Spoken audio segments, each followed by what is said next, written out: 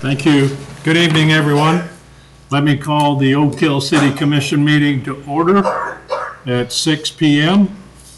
And if we'll rise, have a moment of silence, and then the Pledge of Allegiance.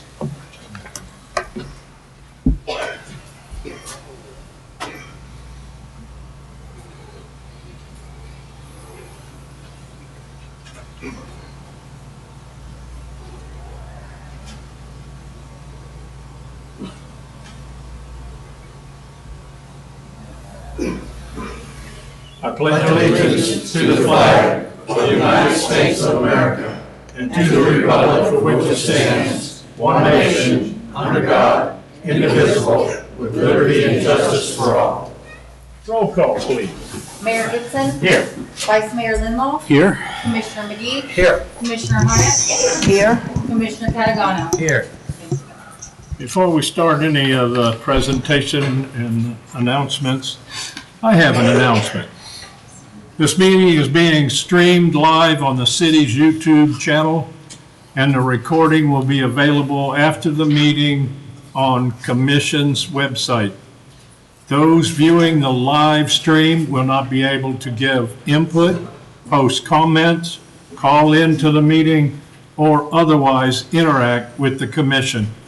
Anyone wishing to provide input must physically come to the meeting at the Commission chambers. All care is taken to maintain your privacy. It is not intended that members of the public will be visible in a live stream of a meeting. However, as a visitor in the public gallery, your presence may be recorded. By remaining in the public gallery, it is assumed your consent is given in the event your image is broadcasted. Any members of the public who address the Commission will be heard on the live stream, and the audio of them speaking will be recorded. Thank you, Commission and staff. Okay, the first thing we've got on the presentation is a proclamation. Black History Month. Whereas in America we share a dream that no matter who we are, what we look like, how modest our beginnings or circumstances of our birth, we are all created equal. Whereas for African Americans, it was a dream denied until January the 1st, 1863, when President Lincoln signed the Emancipation Proclamation calling for an end of slavery.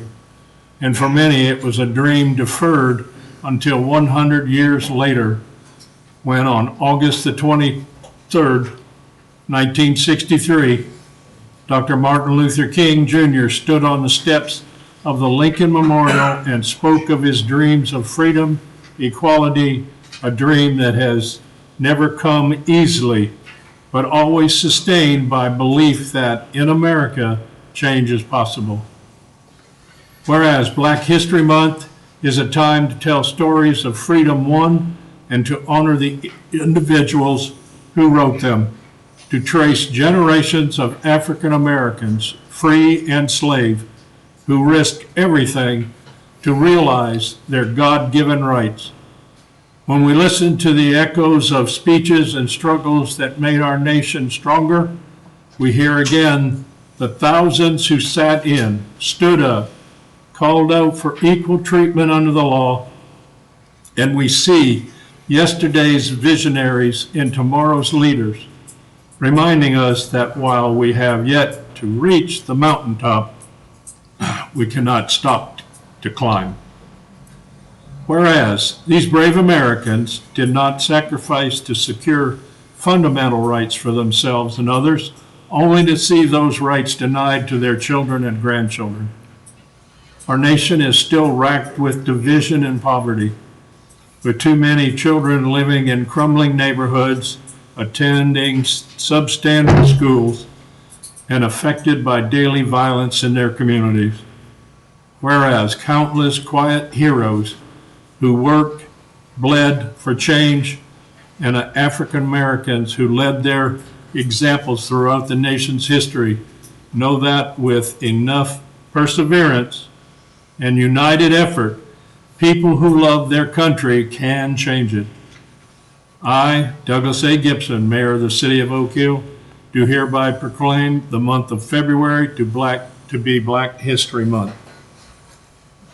Okay, the next on the agenda is applied ecology. Ladies, you're up.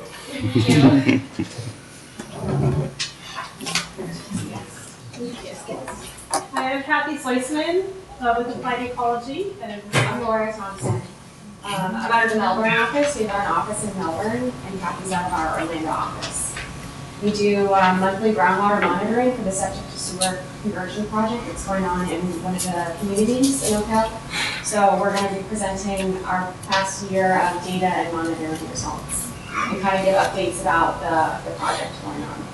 Should we have to stand up with the mic? Yeah, you need to be up at the mic. for us? That way So it can be you broadcast. can be recorded for everybody that listening in. okay, thank you. All right, so I'm Kathy Sleisman with Applied Ecology, and this is Laura Thompson with Applied Ecology, and we are presenting the groundwater monitoring update for the Indian Harbor Estates neighborhood. It's undergoing a septic to sewer conversion. So for the past 3 years, we've been sampling the groundwater to see what the concentrations of nutrients are prior to the conversion. And then once the conversion is complete, we're going to sample the groundwater after to see how the concentrations change.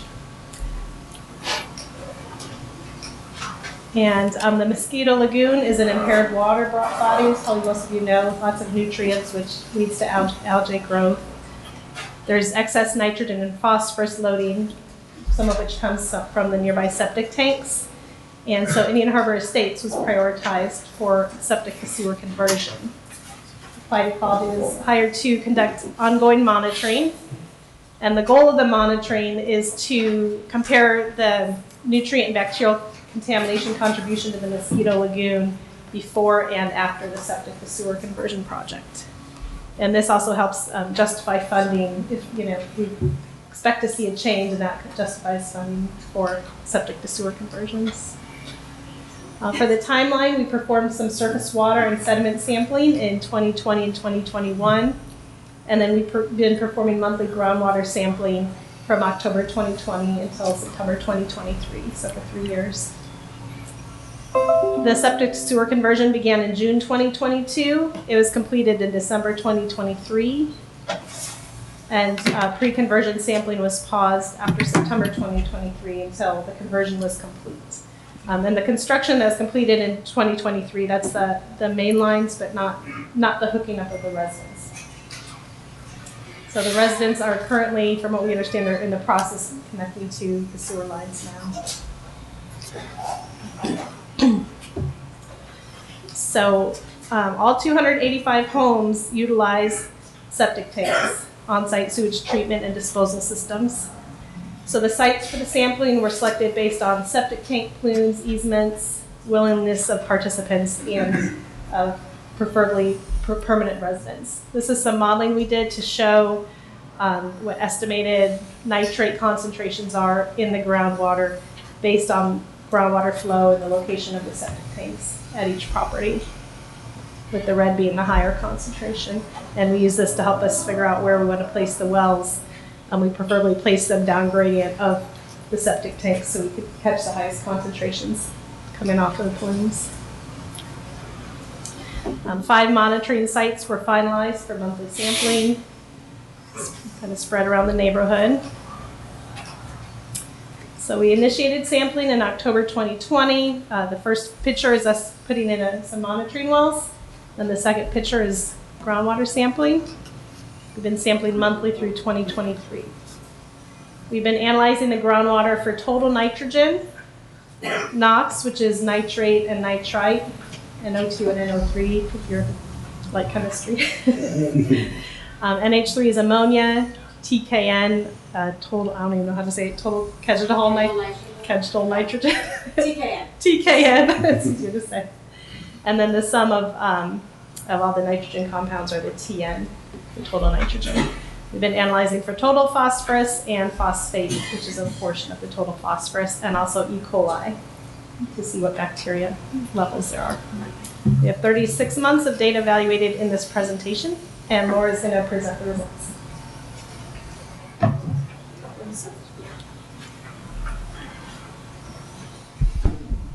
Okay, so bear with me as I go through this. We're going to go through all those nutrient analytes that she just talked about. So we'll start with total nitrogen. This is all of the nitrogen in the system. So this includes NOx, TKN, and ammonia. And to just kind of orient on our figures, our TN concentrations are on the y-axis that go up to 35 milligrams per liter. Our x-axis has our months of monitoring. All of the wells are represented in different colors, and that's where you see the monthly variations.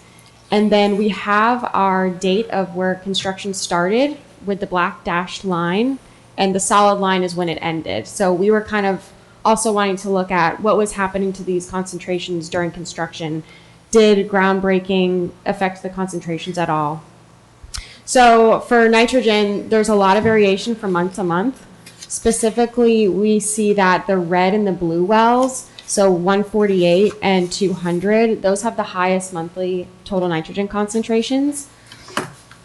And we're seeing some increases as well during that period of construction, especially with the green well, which is 248. So we are seeing a little bit of a response during the construction phase. And then we look at the whole period, the monitoring period. We look at the geometric mean, which is similar to a typical average, but the geometric mean, we use that because it's better for longer periods of time and it's less sensitive to outliers. So one crazy value would totally skew your average. So that's why we use the geometric mean, and we're going to use that throughout. So with the geometric mean, the blue well, 148, that had the highest monthly concentration. And Well, then, what is our goal of nitrogen levels? Is there? it depends on the area. So we obviously, ideally, we want to see lower concentrations after the post conversion. It's going to take months of a lag time. What's helpful, which we don't have in this study, what's helpful is a background concentration of a natural well, just to compare, anthropogenic inputs to a natural concentration. And natural wells can range, they usually stay below 10 milligrams per liter. Yeah, and on the safe side, I would say about 5 milligrams per liter or less of total nitrogen. Yeah. And for reference, I'm working on a wastewater treatment plant which discharges into the groundwater, and the state of Florida has any permitting requirements that are in process of being implemented, and they require the wastewater to be treated to 3 milligrams per liter of total nitrogen and 1 milligram per liter of total phosphorus. So I would think, we probably want somewhere around this ideally too in our groundwater. So that gives you a better final number. Okay, so that was kind of our nitrogen, our total nitrogen. Now we're going to go into each of the nitrogen analytes that make up the total. Oh, and this was just a box plot. I won't go too in depth, but this just shows the overall distribution of the highest concentration. So again, we're seeing the blue and the red wells with the highest and widest range of total nitrogen. So now we move on to TKN, which is made up of ammonia and also organic nitrogen. And organic nitrogen is going to come from plants, leaf litter, things like that. So it's what breaks down, and that's the organic nitrogen.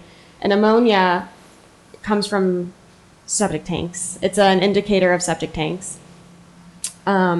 So it's not as high of a concentration as our total nitrogen. It only goes up to 3.8 for the whole study, which we were at about 30 for total nitrogen. And the month-to-month variation doesn't really have a well that is outstanding with the highest concentrations. And for TKN, we didn't really see any spikes or anything during construction. And if we look at the well that had the highest geometric mean throughout the whole monitoring period, it was well 228 with 0.86 milligrams per liter, which is comparable to the other ones. So there's not one that really stands out here. And since TKN is made up of ammonia, we're going to look at that as well. So this has a similar range to TKN. Our highest value was 3.2 throughout the study. And for ammonia, wells 174 and 228, which are in the purple, which is kind of hard to see on here, but the purple and the yellow, those had the highest monthly compared to other wells. But still, the other wells are not too far behind. And we did see a little bit of increase towards the end of construction, but it's similar to the pre-concentration, so it's not too much of a concern. And the well with the highest geometric mean for ammonia was 174. And now we look at NOx. And NOx is an important analyte because it's bioavailable when it enters surface waters. So it's readily available for phytoplankton to uptake, and that's what can lead to harmful algal blooms. So it's important to look at nitrate when you're looking at overall nutrient concentrations. And these concentrations kind of mimic our TN. So we're almost up at 30 milligrams per liter as well with the nitrate. And similar to TN, the wells in the red and the blue, wells 200 and 174, those were the highest month to month. So we're seeing that NOx is kind of a driver of the total nitrogen. And we're also seeing peaks during construction higher than any other levels that was previously monitored. And so the highest geometric mean we measured was 11.6 at 148, which is the well in the blue color. And then we move on to total phosphorus. Total phosphorus typically has a lower concentration ratio compared to nitrogen. So it only goes up to 1.3 for the period of our study. For this, we can consistently see that the blue and the yellow wells are the highest in TP, so 148 and 228. And we are seeing some peaks with during construction. And the highest total phosphorus we saw was at 148 in the blue at 0.64, with the yellow kind of right behind it. And then we look at I did another box plot so we could see just concentration distributions with the blue and the yellow well being the highest, and the yellow well also has the widest range. So it really varied month to month. And then of our total phosphorus analytes, we look at orthophosphate. This is another analyte that is readily available for uptake in surface waters. So this could be another one if it's limited, and then all of a sudden we get a lot of orthophosphate, it could lead to algae blooms. So again, a lot of month-to-month variation, but consistently we see 148 in the blue and 228 in the yellow being our highest month-to-month. And we're seeing increases during construction as well, especially at the green well at 248. And our highest was the well in the blue for the overall geometric mean. Okay, and then the last one, I hope I'm not boring you. So we looked at E. coli. We didn't get a lot of hits during this monitoring period. We only got detections for 6 events. We did get one high concentration during our first month of sampling, which can be typical to get a high hit because you're disturbing the ground, the soil when you install the well, and then it takes kind of a stabilization period for that well to go through before you see stabilized concentrations. So we did see a high concentration, and then we also got a few hits during construction as well. But overall, out of 36 months of sampling, we only got 6 events with hits. So it's not too much of an overall concern that E. coli is everywhere in the soil. So. Can I ask a question? How many wells are on each street?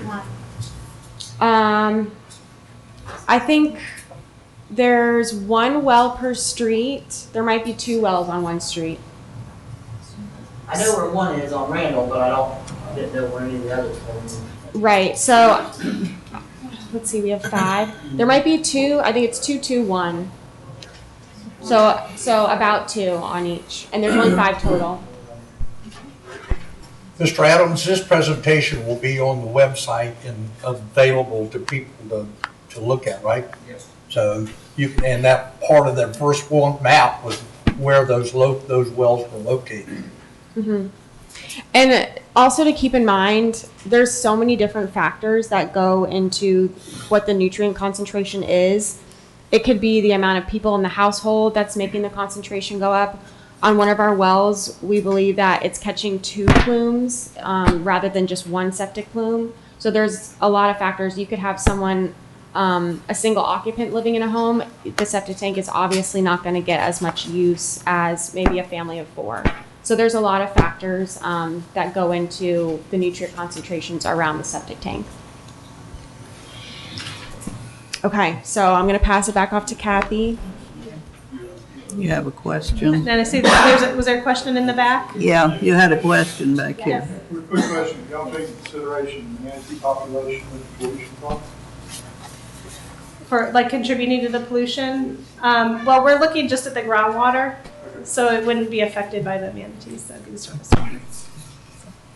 Yes? Do you have a chart that shows, Commissioner Steve had a good question there when he said, your chart's great, your information's great, but do you have something to the side to do a comparison, say this is acceptable, this is where you're at?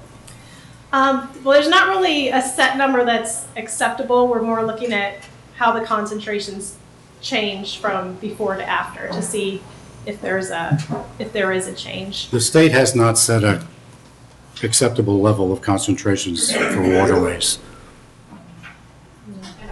Part of it, we're one of the first ones to ever go into this monitoring like this so that we can show the benefits, right, of the conversion from septic to sewage in this kind of neighborhood, right? Wow. So that we're the first one that I believe is First one in the state that's ever done it. that's ever done this. That's the first I heard of that. Yeah. And also, we can look at the surface water concentration because impaired water bodies, most of them have limits set on what the nutrient concentration can be in the surface water. So the groundwater eventually flows to surface water, and that's going to directly affect what the surface water concentration is. So people also use that as a measure of, what is a good concentration. And so that's kind of why we started, before we did the groundwater, we did some surface water sampling, kind of as like a pre-construction, pre-conversion baseline. So a surface water sample is another way to say, okay, concentrations have gone down, or this is meeting, impaired water body criteria. Once people have actually connected to the sewer system, say a year from now, what levels would you expect to see everything down to? I think that's hard to say because it really depends on the property and the residents, the soil content. We think that they're going to drop. We don't know how much. That's why we're doing this. Nobody knows. Yeah. And Theoretically, it should make it dramatic. Should. it should. And so we do a study with Brevard County as well, and we compare sewer to septic, and the sewer wells are much, much lower in concentration than the septic. So that's what we want to see. We want to see those lower concentrations after time has gone by with only septic monitoring. Is there any correlation between homeowners who are regularly irrigate their lawns with well water compared to homeowners who don't water their weeds at all, or people who are using maybe city water to keep their grass alive? Right. We haven't done any research on that. That would take kind of like a homeowner survey, because we're not sure what everyone's putting on their lawns or what they're spraying or how they're watering. So that would take a different monitoring approach. and we would have to survey the homeowners to get an idea. Right. And unfortunately, the state has mandated that local governments cannot adopt measures regulating fertilizers anymore. So people are pretty much able to do whatever they want, except during the wet winter, the wet summer months. So they can put their grass shavings in the water in the canals and that's okay? It's not okay, but people do it. Right. It's going to add to the organic load that the ladies were alluding to earlier in the presentation. So yeah, it's not a good thing. You know, they should be bagged and sent to the landfill. People don't do that often. Anything else, ladies? There's one more question, then we'll go on. Do you expect to see different results from the wells that are at a higher elevation than the ones that are at a lower elevation on the streets? They're all at about the same elevation. Theoretically, you would. If something's upland, you would typically have a higher concentration with something that's lower, because that's the way the groundwater would flow. But all of our wells are at a pretty similar elevation. Really? Mm-hmm. And even when the sewer system is actually active and connected and everybody's using it, the contamination that's in the soil from the old septic tanks is still going to be there, and it's going to take a while for that to work its way through the system. And you know, hopefully it's going to be sooner rather than later. But like they said that, you know, it's going to be hard to say. So. And I did want to mention too, in terms of like the differences between the wells. Part of it depends where the well is placed, because if you remember the map we put up early on that showed the red and blue, the plumes, there was really a lot of variation. Like if you happen to hit the plume right in the septic tank, you know, you're going to have a higher concentration than if you're 5 feet to the side of where the plume is. And we don't know exactly where the direction of groundwater flow is. It's all an estimate. So, you know, and also we're placing the wells on people's yards, so we might, you know, we're not going to place it in the middle of the driveway or something, you know. So just that's why we have 5 wells, because to get kind of a representative sample of what the concentrations are generally, because you know, if you put 10 wells in a property, you're going to have 10 different concentrations. So you can't really compare one well to another directly and say, oh, this property has higher concentrations. It just might depend where the well is placed. All right. So for conclusions, in general, the highest concentrations of NOx and TN were recorded at 148 and 200. So those are ones we'll definitely want to look at and see. We should see a big drop in those, because those we probably got right in the plumes. So we'll see how those change. And for those, NOx makes up about 95 and 96% of TN. The soils may be effectively nitrifying ammonia to NOx. When nitrogen leaves the septic tank initially, it's ammonia. And then as it goes through the soils, it becomes NOx. And then NOx eventually denitrifies to just nitrogen gas. So if you're seeing ammonia, that could mean, you know, that it's maybe the water table is really high or something. The ammonia is not effectively nitrifying to NOx. And then the NOx is, you know, just indicative that it's been nitrified but not denitrified. Essentially, the steps are, it comes out of the septic tank as NH3, changes to NOx, and then eventually denitrifies to nitrogen gas. So MW1, SP148 had the highest orthophosphate and TP concentrations. And we did see some spikes during construction. And E. coli counts are an indicator of septic tank breakthrough, but we don't really see much E. coli, so it doesn't suggest there's a lot of breakthrough coming from the tanks to the lagoon. I did want to mention also just the spikes during construction. The reasons for that are generally, there's, you know, changes in the soil, digging up of the soil, there's dewatering going on, and so that changes the hydrology. So it could, if a plume is normally going this way, if you're dewatering when you're putting in the line over here, all of a sudden it's pulling the plume this way. So it's just, it doesn't mean that concentrations are higher all over the place, it just means that the plume has changed. So that's where the spikes come from generally. So as we discussed here, yeah, the ground break-in disturbs the soils, dewatering alters hydrology. And then in her September 2022, we saw some spikes.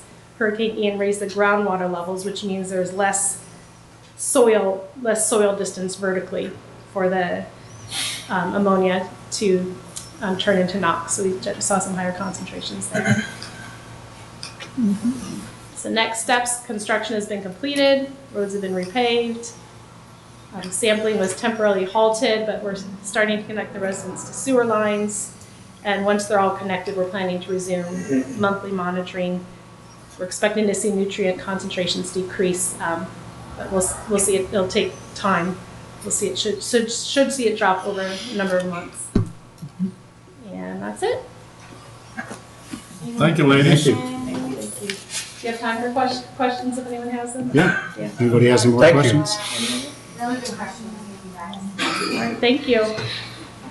Thank you. Thank you very much. Thank you. Okay. Captain Shivers. I'm gonna move you up on the agenda. We're not gonna be talking about the x-axis and the y-axis. Little deviation there, Sheriff?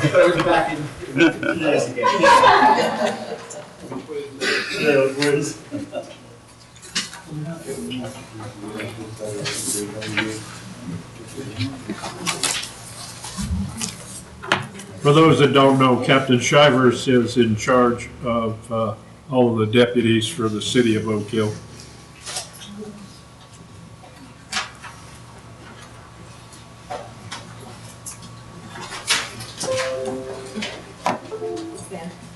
Thank you guys. Thank you. Thank you.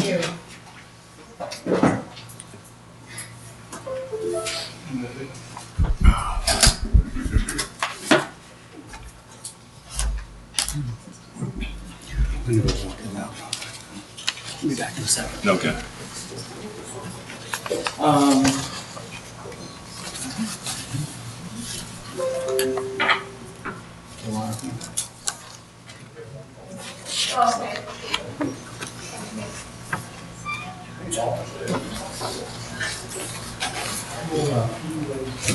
All right, good evening, everyone. My name's Dan Shivers again. I'm the captain of the District 3 side of the county, basically everything from Ormond by the Sea all the way down south there to Oak Hill.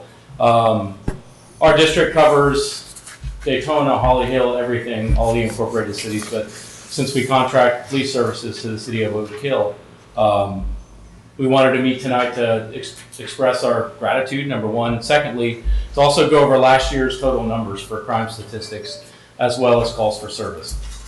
The sheriff is here, so if there's something that I can't answer, I know he has the answer, so we should be good. but I believe we'll be okay. So going through the crime statistics, in June of last year, we transferred over to what's called NIBRS, N-I-B-R-S. We'll get to that in a second.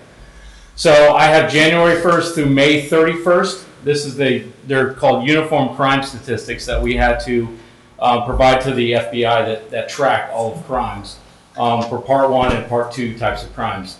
And if you look on I guess it would be the x-axis, I guess. I don't know. I'm not good at this. But if you look at the year-to-date, the top right, the 2023 year-to-date, it lists all of the clearance rate, the percentage of clearances. And that's really, really important. While we may have had some crime, our clearance rates are significantly higher than the national average. So I put that on the left-hand side. The national average for property crimes, Part 1 property crimes, is 12.1% of every crime is cleared. The sheriff's office, last year, we cleared 80% of Part 1 property crimes. So, Captain, does that mean clearance mean that they're charged and going to? So clearance means charged with an arrest. Okay. Okay, so this number is not affected by those cases where we filed affidavits. Now, down the line, once they get cleared, we can count them as cleared, but there's just a lot of work in going back and trying to figure out which cases are filed and finally adjudicated later down, because a lot of them get dismissed or they work out plea deals, so they don't get actually cleared in accordance to UCR.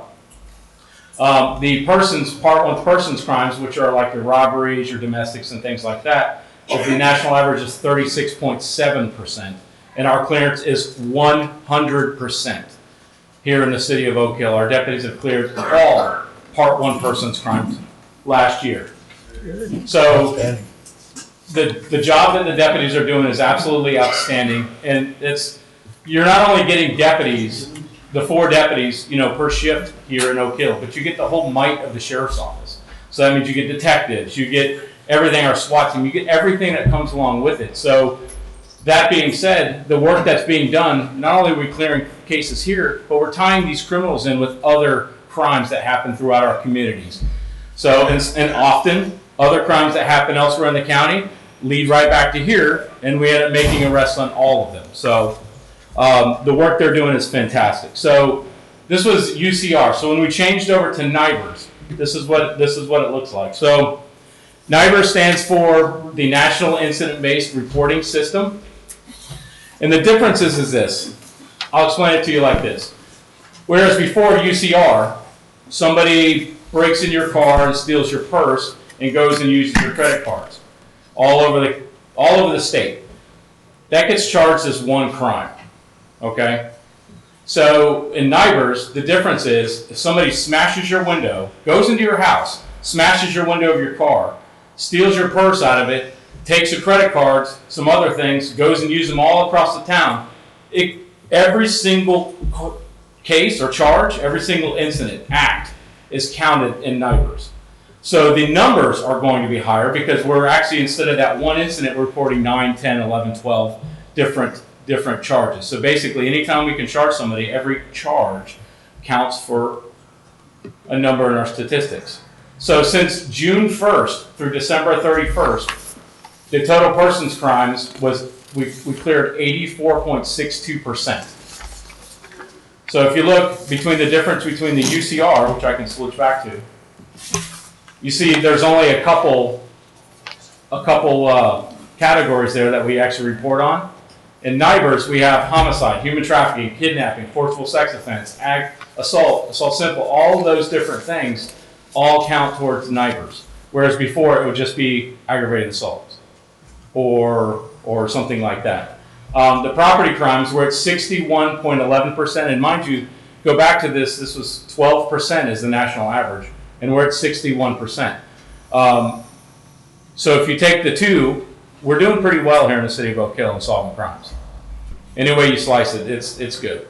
The total crimes against society, which is a new category there, we're 100% for 100% on that. Honestly, I can't thank the deputies enough for the job that they do here, as well as the detectives that are assigned to this side of the county. They play a huge hand in making sure that the crimes that are committed here are solved and people are going to jail. Talk about the difference between, there's 2 ways we can close a case. It's with an arrest, or we call it exceptional. So the exceptional cases that we close are when we know who the suspect is and we have probable cause to arrest that person. However, the victim does not wish to pursue charges. We can close that exceptional, and that doesn't account towards our numbers. So we get a lot of that. We get a lot of people who find out that their family members commit crimes against them, and they decide they don't want to pursue charges. So while we do take the hit on the total number of calls for service and everything else that we do, we have essentially solved the case. But since they don't want to prosecute, then there's nothing we can do. On domestic violence cases, do you still have the option to charge even if the victim doesn't want to? So in domestic violence, it's state law that we have to, if we determine a primary aggressor, then we have to make an arrest. Mm-hmm. And if we do not make an arrest, we have to document the reasons why we don't. Okay. So it's paperwork either way. Right. And the majority of the time we determine somebody, but it's those cases where it's like, my husband pushed me, there's no independent witnesses, there's no injuries, there's nothing to say that, all we have is their statement. While we may not make an arrest on that, we're documenting the reasons why we did not. Gotcha. So do you have any questions on this before I turn it over to Lieutenant Attorney to go over the total numbers calls? No, but you're doing a good job. Oh, well, thank you. Good stuff. Thank you. Thank you. I'll leave it to, this is Lieutenant Joel Turney. He's the Assistant District Commander. He basically runs this place. I just My name's on the door, that's it. I think I could save some money in the budget by you saying that. Maybe we'll reduce your contract a little bit. Thank you, Good evening, Captain. folks. Thank you. Like I said, I'm Lieutenant Joel Turney. I was here last year. I know most of the people in here. Going over your total calls for last year, very similar to the year before. So total calls for service, 6,565, which seems like a high number.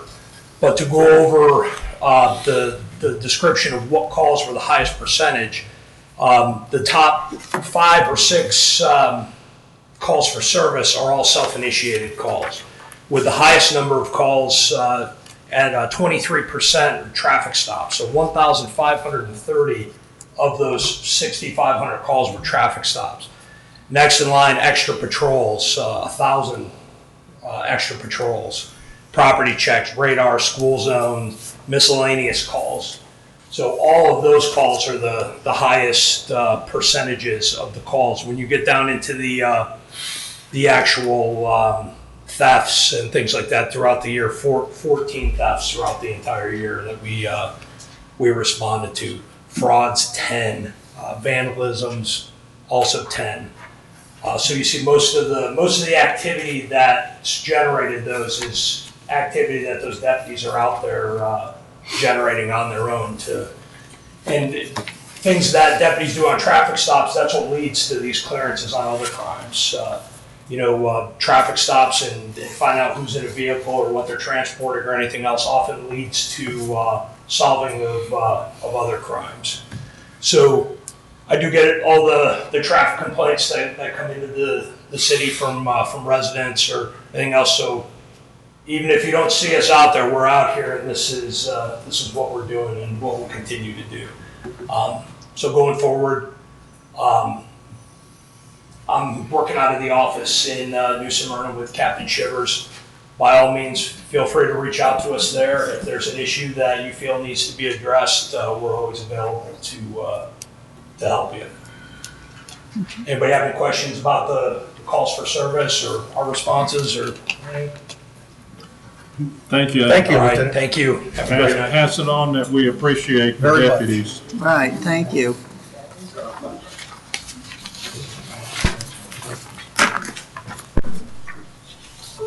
No sheriff? He said he's overpaid, I let him go. I don't know if I said it right. Citizens' participation, non-agenda items. Good morning.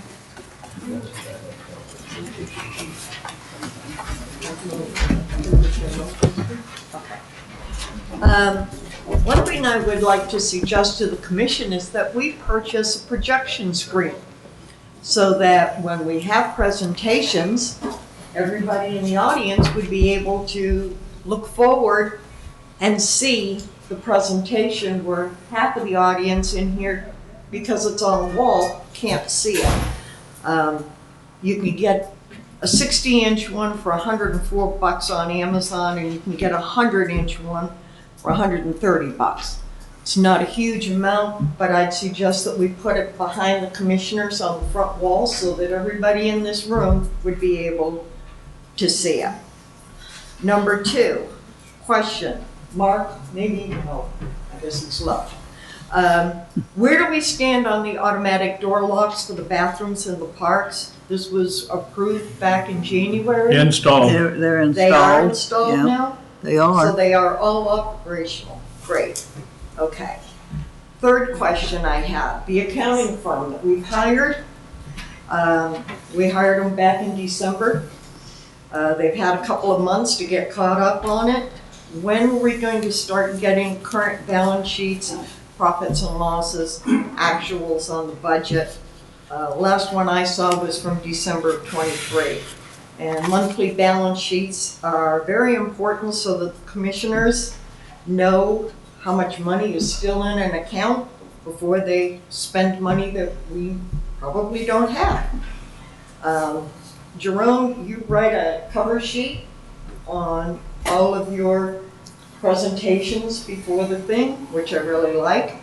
Perhaps you could make a notation on there that we want to buy a piece of land It's coming out of budget line 1234, and we have $5,000 left on that line.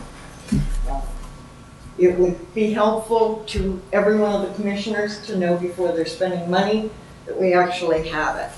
And number 4, could someone please call FP&L and report that the street light on East Ariel and US 1 is not functioning? And it would be nice to have it back again. It's been reported. It's been about reported. A month ago. It has? Yeah. Yes, ma'am.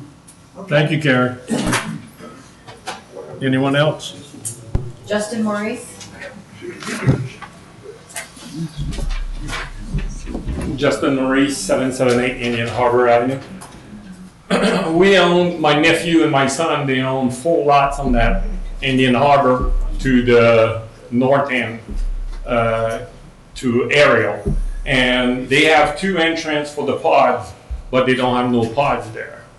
And I would like to know, I know they had 2 extra pods to install wherever they needed, and we'd like to have them installed at those 2 places on the Indian Harbor Avenue there. 2 lots is, 1 lot is my nephew, it's Sylvain Maurice, and the other one is on my son, Joshua Maurice. It's between 784 to the end of the street. And I know you guys have 2 extra pods and would like to have them installed if it's possible, because I believe they were bought for Indian Harbor, you know, the state, and nobody never installed them. And I would like to make sure they will be installed because we have them. And I know they were bought for that estate, you know. I would appreciate if somebody can give me some answers. Thank you. You're welcome. Thank you. Anyone else? That's it for non-agenda. Non-agenda, okay. City Administrator reports. Mr. Adams, you're up. Thank you, Mr. Mayor, Commissioners. Just one thing I wanted to clarify from a previous meeting where we were discussing what is meant by absent versus unexcused absent. Absent is when the person calls or otherwise notifies that they won't be attending a meeting. Unexcused absent is when the person just doesn't show up. Going forward, I guess we can do a little bit better job of defining or making it clear whether the person is absent or unexcused absent.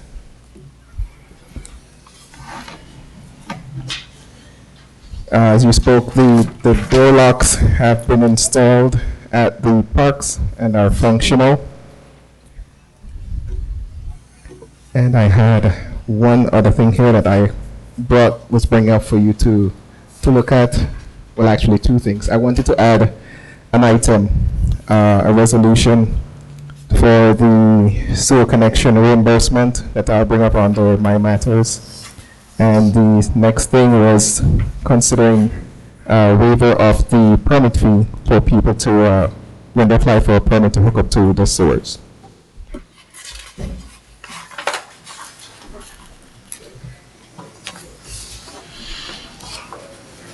Mr. Adams, do you want that resolution 2024-06 read? Yes, sir. Aaron, if you'd read that, please. I don't have that.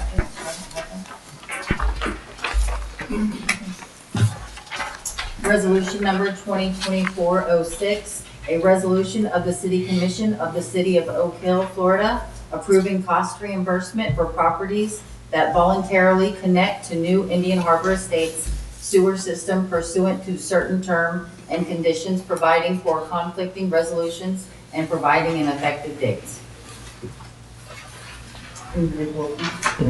That's fine.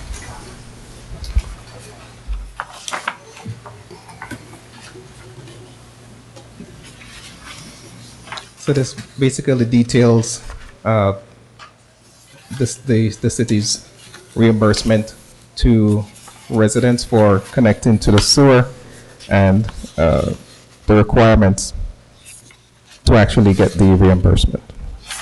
Will Hold your comments until he's finished, please.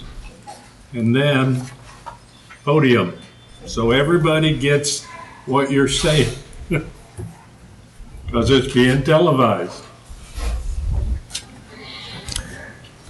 Right now, the requirements for reimbursement, the person has to apply for a permit from the city.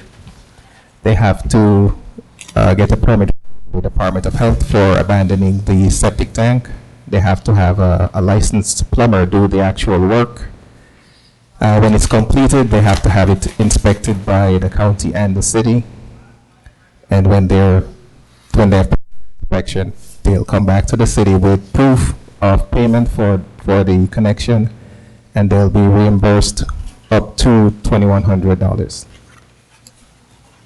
Where did that figure come from, Mr. Adams? That was the total amount, the $560,000 that we have to assist with connections, divided by the number of houses, the 280 houses, so it came out to $2,100.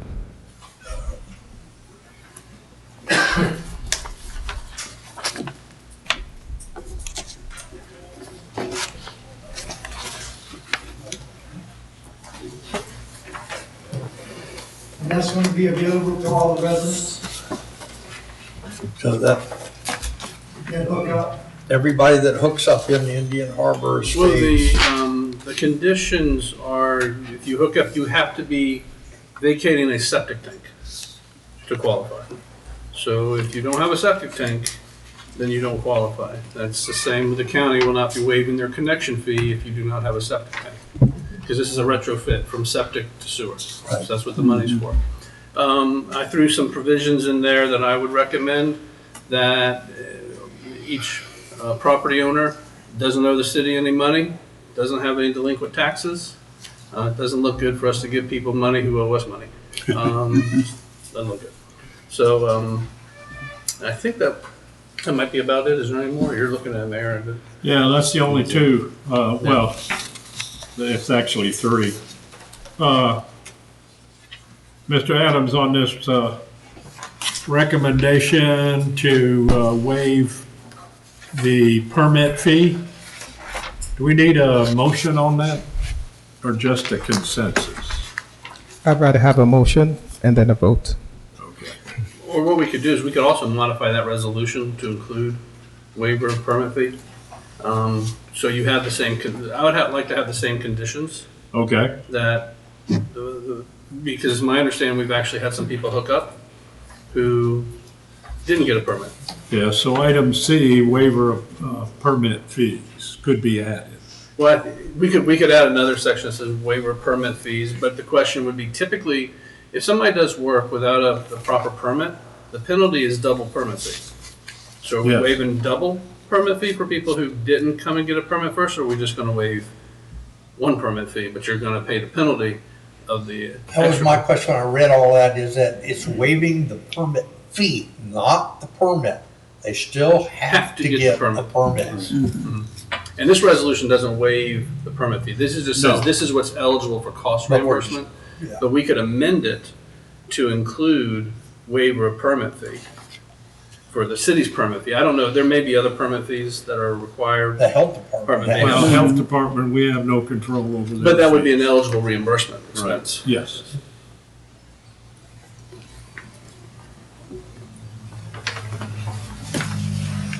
So in this resolution, we need a motion to include. Maybe a motion to amend to add waiver of the city's permit fee, subject to all the other terms and conditions. You got that, Aaron? Well, somebody needs to make that motion other than me. I make a motion that we adopt resolution 2024 with the amendment that we waive the city permit fee, all right, for those that apply within the conditions of this resolution, all right? The permit itself still has to be, all right? But the fee itself will be waived as a part of meeting these conditions. I'll second it. We have a motion and a second. Any further discussion by the commission? Any comments, questions, or concerns from the citizens? Brenda Harding.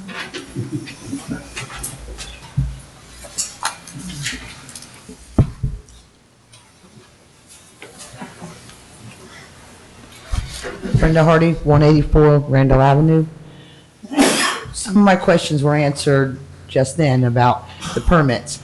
Because on the meeting on the 24th of January, Mayor Gibson, along with the new houses, said that I could be connected. I noticed that the county, Mike isn't here this evening. I have still not been able to get hooked up yet because of the downfall coming from your property to out to the road to pit where the pot is at my place is 5.5 foot deep. Okay, they're trying to find out to see how far do we have to dig our yard up that deep, or is the county going to let them go with coming down the step by step like you have to out to there? But then when you get to the pod, would you be able to go them to take it down, you know, like a 45 or whatever to go to hook into the pod? So I'm still on sewage right now having it pumped. But the other thing was about the permits, because there has been nothing to do with the new homeowners. Other people are hooking in, and I did stop and ask, how can you hook up with, did you get a permit? Oh, it's emergency. This here septic's no good. I was at the meeting January 24th. I spoke this in front of all you. I got the okay to get hooked up. I can still not get a permit. The plumbing company that I'm going through cannot get a permit through the county yet to get the okay of how the pipe's supposed to hook into the pod. But there's no one here, Mike's not here to answer that tonight, so we're still at a standstill there. But I don't understand how these other people, not the new homes. Well, here's something that I might speak out of turn. If they show up with a receipt and they didn't get a permit, 0 from the city. Well, they should be fined according to what you just said. Well, probably will be. Double permit fee. All right, well, thank you, Mr. Gibson, but I would hopefully, you know, the county. The question, and I'm not an engineer, and I'm sure that the issue that has come up because of your situation, I don't know if they've got an answer for it. I haven't heard anything. I don't think, Mr. Adams, have you heard anything from the engineers in reference to her issue? No, the last I heard was from Mike Goodrich, saying you should contact him. So have you reached out to him as yet? The plumbing company has, yes. Sent numerous emails and have not heard nothing. But I mean, how can other mobile homes like myself, how can they be hooking in? And if the county has to inspect it, it's already buried now. How's the county going to inspect that? No, it's supposed to be buried. They're not supposed to be buried. Well, they're buried, honey. If you take a ride down the road, you'll see them. I'll do that. I'll do that tomorrow. Yeah. Thank you, Mr. Gibson. 276 Randall. 276 Randall? I believe that's it. Paul Davis.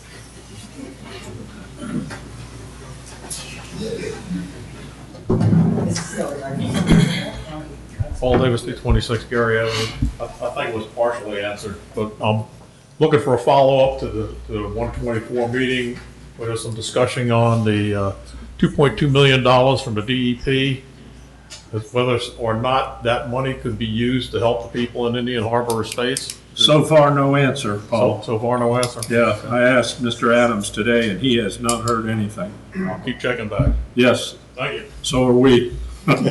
We'd like to increase that number. Yes. That's it, folks. No. I put in several of them.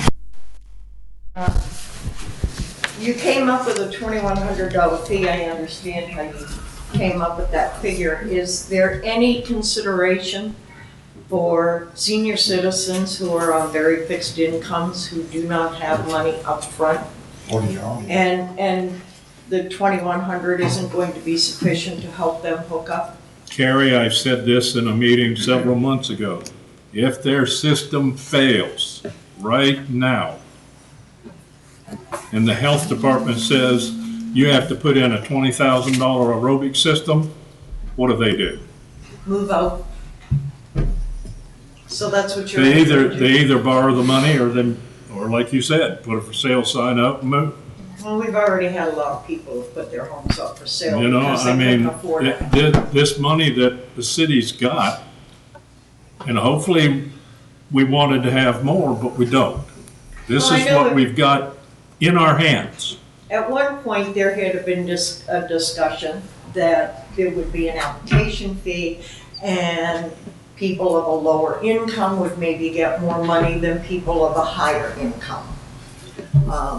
To kind of equalize things that I way. don't think we can do that. And what about the army people? The veteran. Well, anybody You're not that's in gonna give extra aid.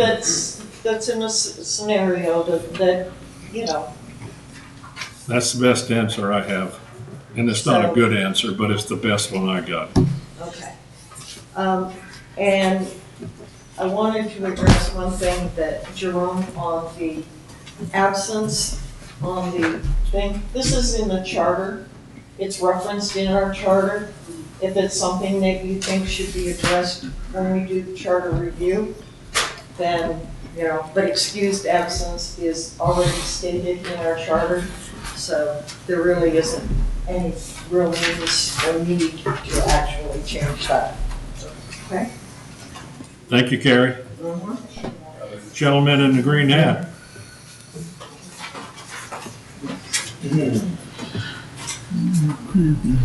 Roger Jennings, 181 Randall Street. When we were here for the meeting 2 weeks ago, Mike said all new homeowners can go ahead and hook up. Which we pulled the permits for our sewer and a plumber, and that's all been done through a licensed plumber, so they went ahead and hooked us up. And what is the deal? Was that supposed to be inspected? I know Dennis got Supposed to be pictures of it. inspected. Dennis was the one that got Did you get a pictures of it. permit from the city? No, we were not told that time to get a permit. We were told to go ahead and hook up. In your defense, sir, Sure. within our SFR's building permits, we have an item where plumbing is included in the whole SFR. So he already has a permit for the plumbing. Right. Oh, because of the new home? Oh, That's New home, okay. yeah. I just Okay. I wanted to get that clarified, that we are hooked up. So now what I need to do is. Well, let me ask you a question. Sure. Was the hookup inspected by the health department? No. I got in trouble because. Not to my Because knowledge. when I dismantled my aerobic system, Right. and I had it all hooked up and all covered up, that he was gonna hang me to dry. Luckily enough, he felt sorry for me. I had no septic. He had no Mine was a vacant lot. Yeah. It was abandoned properly and all permits were pulled to build a home, so. Okay. So, Very good. yeah, so we're good there, but as far as the plumbing, connection was done according to Dennis. Well, then, should be I just good. wanna- I just wanna make sure Should everything's be good all there. right. that, No, you know, and unless several- Dennis has some issues, I don't know of any. Right, and there's like 4 or 5 houses on Randall. Same way, they're under the permit. Good. So, next question is, do we get, and I brought this up 2 weeks ago, do we get reimbursed from our clean out to the hookup by the foot? Or how is that gonna work? $2,100. But only if you. Oh, only. Up to 2,100. So he has, this is a new construction with a septic. Yes. I don't have a septic, no. You had a septic before? It's been abandoned before we built it. Yes. Right, yeah, so we don't, we didn't have an impact. Yeah, but I didn't you, Don. Excuse me. Only one meeting at a time, please.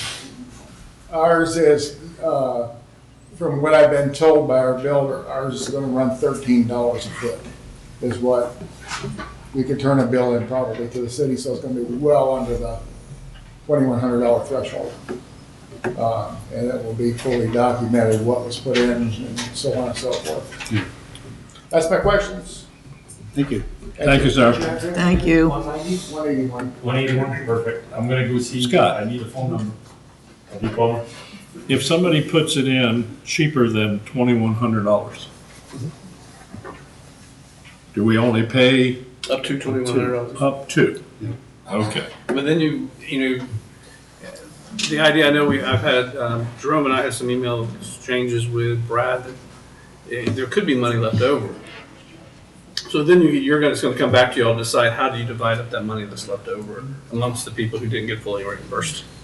So Okay. that'll be for you all to decide the best way. And to that do it. won't happen for 15 months Oh, yeah, you won't know. Most because likely. of the way this is written. 15 months, the county's doing 15 we'll months. piggyback in there 15. Yes, okay, all right. Excuse me, I have one more question. I have been asked by people to inquire, in the event that Sally Smith can't afford to hook up to the sewer system, what happens to them when the year's up? What are you gonna do to them? What are we gonna do to them? Yeah. It's actually 2 years. Yeah. Well, the law said the says, It's 2 years. okay, well, that's changed because the amendment that we have, the ordinance says 365 days. Yes, but the ordinance also says you're supposed to get notice 365 5 days ahead of time. Ahead of time, and that didn't happen. So we're giving you 2 years' notice. Oh, So- that's good to know. Yeah.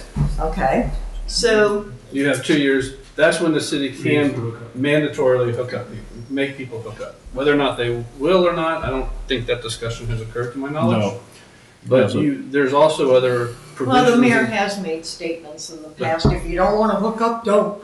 But, But the, there are other mandatory, once the sewer is available, right, if your septic fails, then you have to hook up. then Department of Health's gonna understand? make you hook up. And Right. so that may become a question for the Department of Health. So theoretically, someone has a good septic system, don't have the money to hook up, all right?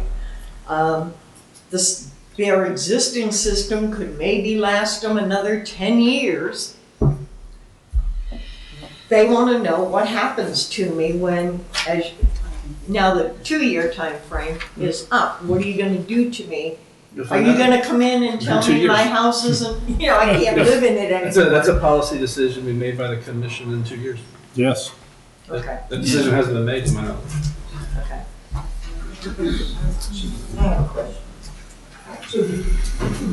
Please. Sir, you just said that they'd give us 2 years to hook up now. Okay, because I'm asking this because some of the residents that my neighbors are not in town. Right. Okay, but the county said that they would waive the $3,400 for a year. 15 months. 15 months, okay, Yeah. because it was a year, And now it's we're- 15? And we're also, the city is also, in this resolution, going to provide reimbursement if you voluntarily hook up within 15 months. Oh, I'm gonna hook up soon as I Yes, can. I'm just but saying, they're yes, you asking- have 24 months, but you better do it within 15 months unless you don't pay the full ticket. Okay, so 15 months, the Volusia County will waive the $3,400, but after that, they will have to pay for that. Correct. But you have 2 years to hook up. You have, and you also have 2 years. If you don't want to hook up within 15 months, you want to go the full 2 years, the law also allows you to amortize the cost and pay it monthly over the 2 years of connection. That's provided for in the law. And, but that's their choice. And, Well, to Are pay you the, saying 2 years from the end of the first Nope. 2 years? 2 years from probably like this month, next month. okay, From when you it say to starts. make payments, but wouldn't they have to go through the plumber that they're using to make those payments? No, what you would do is you would, see, you have 24 months. The reason you get what the law provides for is 2 12-month notices. You get a total of 24 months notice. That allows you 24 months to pay all the costs you're going to incur with the local government, connection fees and things like that, over that 24 months, if you want to pay it out. Now because the county's basic generosity, they're saying hook up within 15 months and we'll waive the connection fees. Correct. the commission has a motion on the table, we're gonna waive our permit fee. And we're gonna give you $2,100 to help pay towards your cost of connecting. All that occurs if you voluntarily hook up within 15 months. If you don't voluntarily hook up within those 15 months, then at the end of another 9 months, 24 months, out. From the day you get the notice, you'll get a notice from the city saying it is now available. Okay, will that notice go to every resident Yes. in Indian Harbor Estates? Yes. Well, every property owner affected. I don't know, there may be residents in Indian Harbor Estates that aren't affected, but everybody who is, now has sewer available to them will get a notice from the city, it is now available, and it's gonna outline everything I just talked about. Okay, so like, just so I'm clear on this, the plumber that I hired to do mine, he will take care of the permit through the city, he will take care of permit through the county, through the health department, so that's all included on that bill. So then that, when it's done, paid, then I bring this bill to you, and that's it? Bring it to the city. Bring it to the city once you've completed. Correct. It's installed, it's accepted, bring the invoices, the paid, and proof of payment, all the paid invoices to the city, and then we'll reimburse you up to $2,100. Thank you. Sure.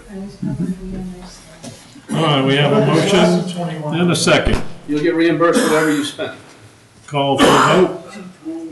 Mayor Gibson? Yes. Vice Mayor Lindall? For this, I'm going to abstain. I've been in contact with Scott because I live in Indian Harbor Estates. I don't want there to appear that there's any kind of a conflict because I will be getting monetary benefit by hooking up to the system, so I'm going to abstain. Thank you. Commissioner McGee? Yes. Commissioner Hyatt? Yes. Commissioner Catagano? Yes. He has a written voting conflict form that he has to fill out within 15 days. I will do it tonight. Motion passes, one abstain. Okay. It's on the division, it's probably the Ethics Commission website. Okay. We got a parcel full of minutes. Just one quick question. You made the comment, and I just want to make, because I'm not sure this is how it's set up. If somebody doesn't get a permit, and then they come into the city, they get no reimbursement? Because is that? It's a requirement. But I'm saying, so not just they don't get the permit, they still have to pay the impact fee. Well, So apparently, interpretation, okay. according to what's been mentioned here by 272, not 6. 272, thank you. An individual has taken it upon himself to hook up. No permits, no nothing. And they can get after the fact permits. You're allowed to get after the fact permits. I mean, but there's a double permit fee is typically what happens. Right. So are we saying that the penalty is? Here's a question that I have and I don't know. If they've hooked up, did they abandon their septic? They gotta do it, they have to get everything done properly. Yeah. But the question is if, I just in case it comes, well, maybe, obviously it might come up. Is it this commission's interpretation, intent, that if somebody does not get the permit before they do the work, and even though they go through and get a permit after the fact, pay the double permit fee, and get all the inspections and approvals from the county, the Department of Health, after the fact, they are not eligible for reimbursement? Is that the desire of this commission? That's my interpretation is if you gotta apply for the permit in order to be eligible for that reimbursement. And that's fine, but you can apply after the fact. So I'm saying legally, you can do that. I just want to make sure we're all on the same page, that's all. Yeah. I I think have we someone are. who has another question. David? Yeah. But I still, if they get the permit, then they're eligible. That was my interpretation. So even if it's after the fact? If they paid all the fines, they paid all the And you got permits. everything approved, are we all in I mean, I just want to make sure he's saying something different than you, Mayor. Within the 15 months. That's my interpretation. Yeah, me too. Which, well, he said they get, as long as they can go back and get the permit after the fact and get everything approved and everything signed off within the 15 months, even though they didn't do it in the right order, they're still eligible. I interpreted what you said to say they aren't eligible. Well, that's what I said, but if consensus says let them go, okay. Okay, I just want to make sure we're clear. problem. I just want to make sure we're clear, because I think we're going to Well, face that number issue. one, I didn't know that if you messed up and didn't get a permit, got caught, and you could come back and get a permit and pay double. Didn't know that. Yeah, So- that's typically under building code. Yes. Florida building code, that's the penalty for Yeah, that. so if that be the case, then, Okay. yeah, they can still get reimbursed up to. I just wanna make sure we're all on the As same long as page. they've gone through the permitting procedure and It's legally installed. done, and Everything is legal done. inspected. All right. Yes, sir. Good evening, everyone. My name is David Aponte. I am a new resident here in Oak Hill. I have two quick questions, because, and I apologize, I missed last meeting you had in reference to the sewer. My question, two questions is, are the sewer system backed up with a generator power system? Yes. Yes. Okay, thank you. And then the other question I have is that from the time you pull the permit to actually disconnect, once you pull a permit and it's approved and you get your plumber out there and he disconnects your lines from the septic, can he connect directly to the new system during the time to get approved, while we wait approval for the finalizing of the septic when it's filled? Because there's a time frame between that. Well, the system is built. So the new sewer system is built, and then the intent is, we will send everybody, including yourself, a letter saying the sewer system is now available for connection. So you don't have to wait any longer to connect. At that point, you come in, you get all your permits, you connect, you get your inspections from the county, from the Department of Health, and from the city, and then you'll be approved for the connection, and then you'll submit your costs that you incurred and proof of payment to the city, and then they will reimburse you up to $2,100. Well, wasn't worrying so much about the reimbursement. What I was worrying about is that we have to have the septic tank inspected. So during that time frame, when you request for that inspection, as long as we can connect directly to the sewer right away and still have that pending. That's gonna be a question, I mean, I can't answer it, I don't know if Jerome can answer it, but I think that's gonna be a question by the Department of Health and the county and our building official. Once we get our septic disconnected, we have to be able to use the lines during that time.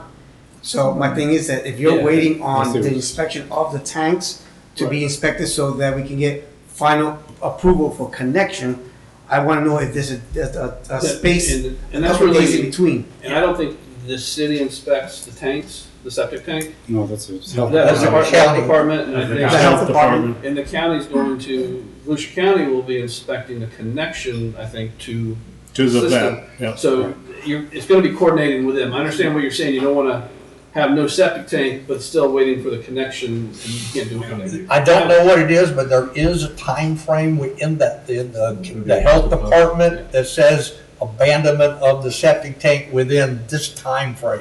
After you connect. After you Yeah. connect. So it's not, Yeah. you know, you've got to tumble it in and No, no, Do put it all it in in one place and day. glue it up. You've got a time frame. I don't remember what it is, but there is a Right time here in frame. the ordinance, Here's- right here in the ordinance, it states here, abandonment of septic tank, the system shall be abandoned within 90 days of completion of connection to the municipal system. Well, Okay, supposed to be 90 the days. converted- This is all part of your ordinance that y'all turn around and passed in Okay, 19. I didn't remember that. Thank God we've got Carrie, With all the right? conversations we've had about the sewer system, nobody ever thought to go back and read the ordinance. But And- the and abandonment is not handled by the city, it's handled by the Department of Health. Correct, but section 42.7 is abandonment of septic tank That and just tells you when wells. you gotta do it by, but I don't think that answered his question, because his question is the timing of The everything. Right. interim time. In other words, you hook up to the sewer system, septic system with your line. After you're hooked up, everything is all well and done, you're running, now you got 90 days to abandon your septic tank. What's your address? Thank you everybody for the time. Appreciate it. What's your address? 255 255 Randall. Thank you. Thank you very much. Tommy?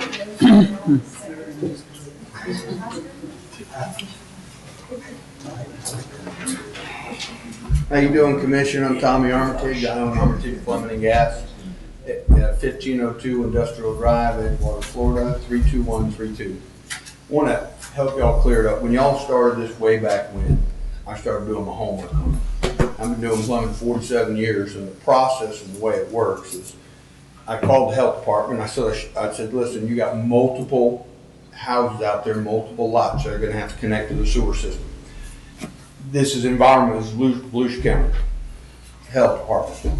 Volusia County Health Department said at that time and point, because it is multiple, we don't have the resources. We will have to rely on the city to give us the paperwork showing that it was abandoned and everything else. For standard procedure for abandoning the septic tank, I don't know if it's changed. It's always been, hey, you have to have the tank pumped.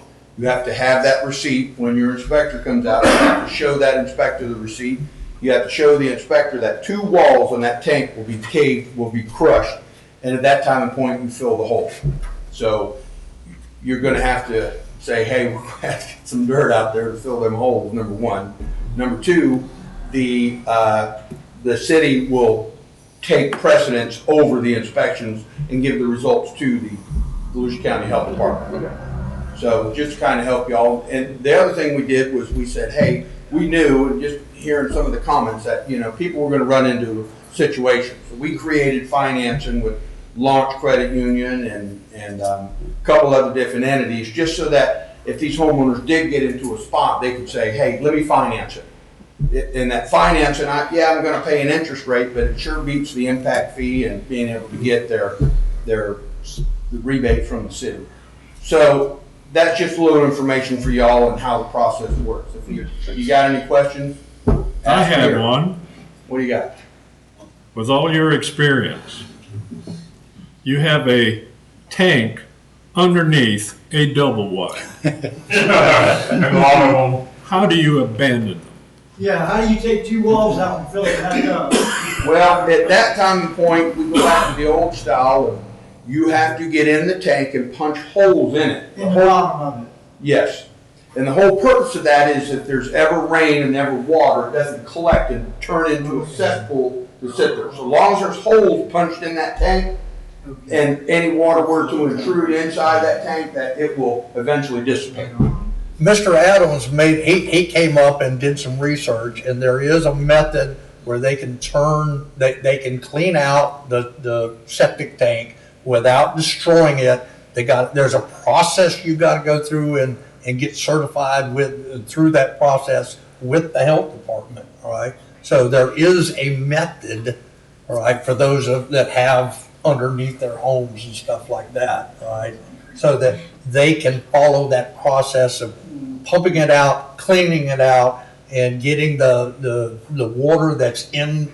They got to fill it up within so many inches or something. I don't remember all of it, Mr. Adams, but I would think about that one a little bit, because if it did rain and water did get in there and somebody got sick, who are they going to blame? Hello. So I would. This was a health department instruction. You gotta put holes in it. You can pump it with concrete. Thank you, sir. What about sand?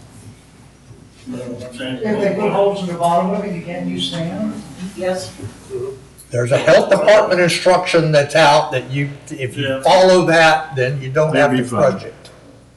Yeah, they're the ones that make the rules. They make those rules up and. Okay. Let's move to consent agenda. We've got. Yeah. Yeah, because I abstained. Oh, that's right. I paid attention, I forgot. We've got minutes from January the 2nd, January the 12th, January the 22nd, and January 24th, 2024. Carrie, you have a comment regarding the minutes of the 22nd? Regarding the minutes of January 22, under the PLDRC, removing Harvey from the seat.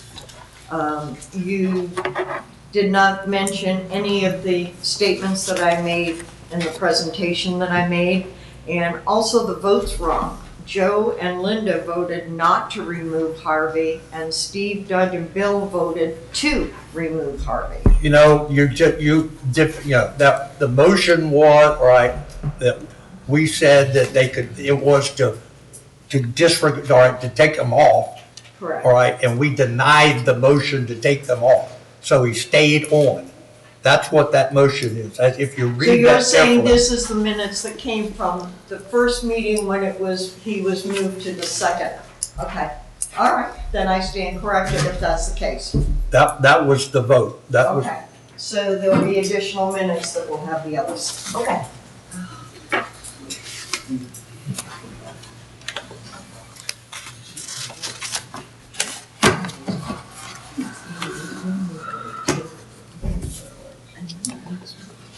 Any other comments, commissioners?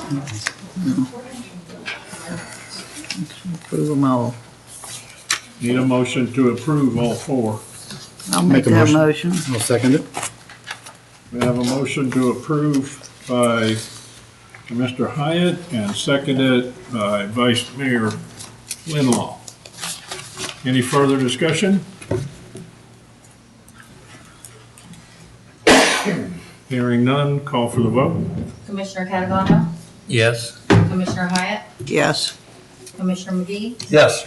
Vice Mayor Linlaw? Yes. Mayor Gibson? Yes. Next thing on the agenda, city attorney, non-agenda items. No comments. Good. We have nothing for the planner or the engineer that I'm aware of. I took care of the sheriff's department. City administrator matters. Mr. Adams. Yes, Mr. Mayor, Commissioners.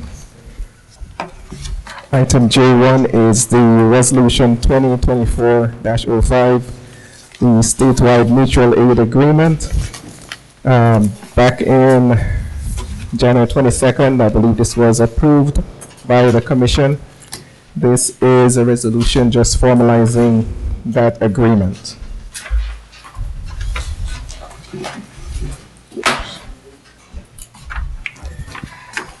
So I'm just looking for a motion and a vote.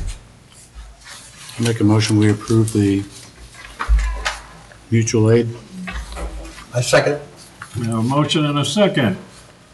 Further discussion by commissioners. Hearing none, call for the vote. Mayor Gibson? Yes. Vice Mayor Linlaw? Yes. Commissioner Catagano? Yes. Commissioner Hyatt? Yes. Commissioner McGee? Yes.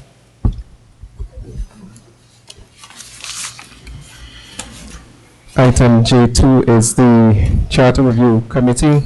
At the last meeting, the Commission voted to elect all, or select all 8 applicants.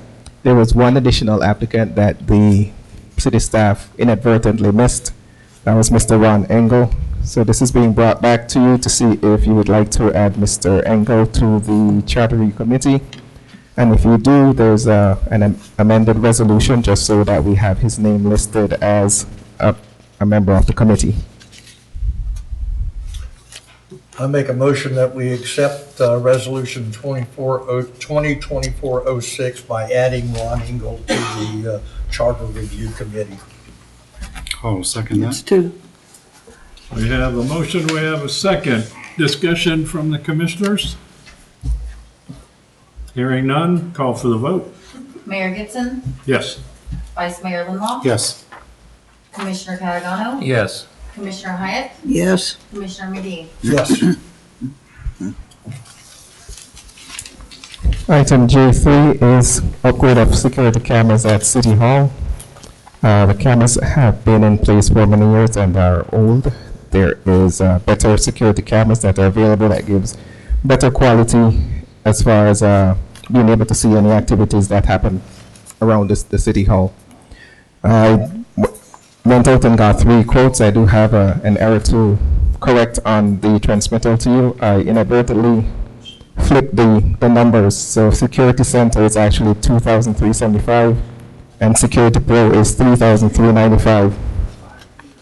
The lowest bid came in from Coastline Security at $21.95. We do have an addendum to their contract, which is just basically changing that contract from 5 years to 1 year. We're able to renew and removing options where we could not get out of the contract except for failure for them to perform.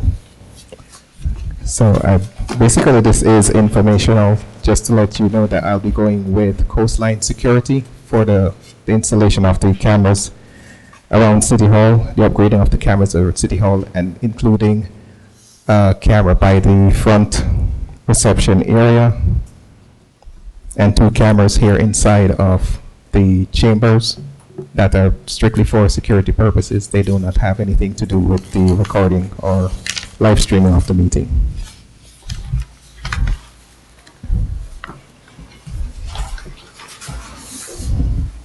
The next item, J4, is also informational. The property that's adjacent to the Mary Louise Park, the owner of the property has offered it for sale to the city. We're currently getting it appraised to see the value of it. And as soon as we have that appraisal, we'll bring it back to the commission for the commission to give direction as far as what they would like to do, if they'd like to proceed with the purchase or not. So this, again, as I said, was informational.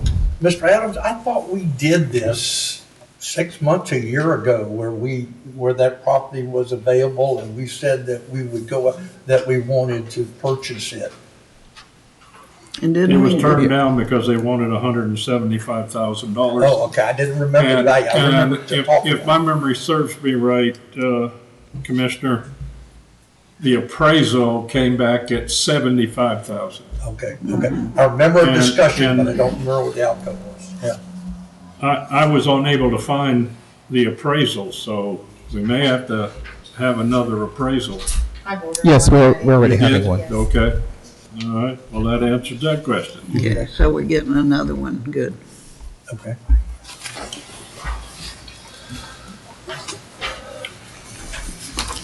Next item, J5, is for Mead and Hunt, requesting to use their contingency fund. Mead and Hunt, as you all remember, was contracted to do the stormwater master plan, and built into that agreement is a 10% contingency in the amount of $4,722. They are asking to exercise that contingency. Reason being, they had to do hydraulic monitoring when they were preparing the report. Initially, they had not done that, but as they went along with their processes, they determined that it was required. So they're asking to use that contingency in the amount of $4,722. Looking for Commission's approval because it was a part of the contract.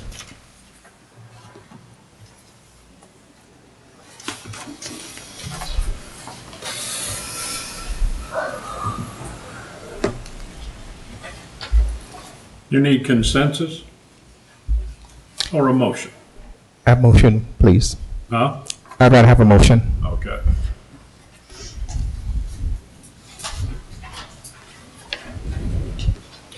I make a motion, we accept the 10% contingency charge for the hydraulic modeling that Mead and Hunt did. I'll second that.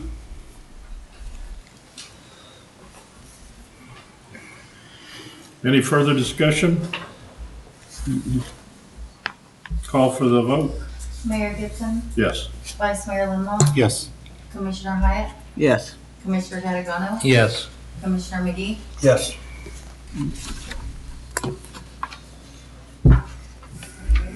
Next item, item 6, is regarding the ECHO grant for Mary Louise baseball field.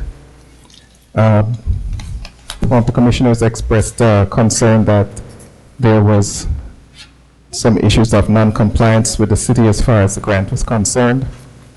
Rather than going to the county directly to question it, I requested that we bring it to the commission so that the commission could discuss to see if they thought there was indeed an issue with the grant or compliance with the grant, and decide how to to approach it.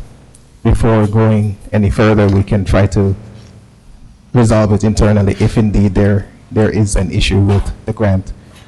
Just as background, speaking with the Echo Grant folks, they've assured me that we're in compliance and that there's no issues with how we've approached the grant. But still wanted to bring it to the commission for their discussion and direction. I have an issue with one commissioner trying to speak for the whole commission, right? And then also in running our city administrator in there. I don't think that's right. None of us, one of us, doesn't have the authority to speak for the entire commission, right? If there's an issue, then it needs to be brought up to the commission. It needs to go through you, right? And if there's some reason that there's some suspect that that's not doing right, then Mr. Simpson is called and discussed with. But one commissioner does not have the authority to speak for the entire commission, right? Particularly to another government entity and organization. It bothers me a great deal. Let me add to that. The commissioner in question went to Echo, had conversations on the telephone, sent emails, and all of them said, Commissioner, this commission did not give approval. That individual has a right as a citizen to talk to anybody. But if you go in there and you say, this is Commissioner so-and-so, whoever you're talking to thinks you represent the city. That's, when I heard about this, it kind of upset me from the standpoint of the city administrator under the charter has full control of the city. This commission can, in a commission meeting, direct him what to do. Nobody has the right, including me, the mayor, to go behind his back and try to stop something. The evidence that was given are emails that this commissioner sent to the Echo director and several staff members, and I don't have their names in front of me, but it's not important. What was the purpose of this? In the Echo grant was the Mary DeWeese ball field, utilized by children. You gonna stop, have Echo pull funding? Is it helping anybody in this room to have their money, tax money? And that particular commissioner has mentioned several times, we need to protect the assets of the citizens. If the money got pulled, we have a contractor that we owe, it's over $250,000, because our portion of it is $144,000. None of us has the right to do this. What was the purpose? I remember during the Garden Street, there were several citizens from that group complained about increased traffic. Is it because that ball field is utilized by the Oak Hill Sports Club and the 120 kids that are there? It makes no sense to me. If I've got a problem, I'm going to go to Jerome. If Jerome doesn't solve it, I'm going to go to the attorney. I'm not going to whoever has the purse strings to any money this city happens to get it's wrong. Down and out, wrong. Did the ECHO grant come back saying that we were compliant with everything we had Yes, they done? did. Yes. Dr. Verbaugh said we are in compliance. That's all we need. Yes. That's all we need. And this was after the November timeframe in which the commissioner brought to the attention that Con had failed to turn around and encumber the funds and raised a concern to the commission asking, no, let me finish, please. I'll let you finish. Okay. Raised a concern that we could be out of compliance with it. You ordered Jerome at that point to look into it and find out. I inquired with Jerome after that in January, and I got a one-line answer, we're fine. Didn't say anything about I talked to Sally Smith over here and I talked to Harry Jones over there. And no, we didn't encumber the funds, but you know, we've got it rectified or everything. No report was ever made back to the city from Jerome, who was asked to check into it. No report was ever came back to the city. I never heard of Jerome ever have a conversation or say anything to the effect that we checked into it and we rectified the problem.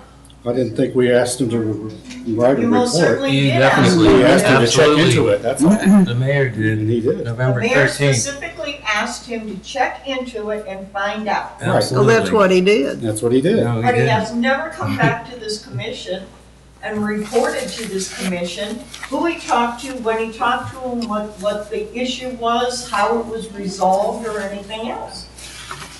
And we do have a right as a taxpayer to know if we could stand to lose that grant as it was first brought up in November, then it does fall on us taxpayers Exactly. that we would have to do it. And so there was a need to contact, and Jerome was directed to do that, but And he- Jerome has never and he reported did. back. But he found out that we were compliant. He sent you an email. Answered you that said it's fine.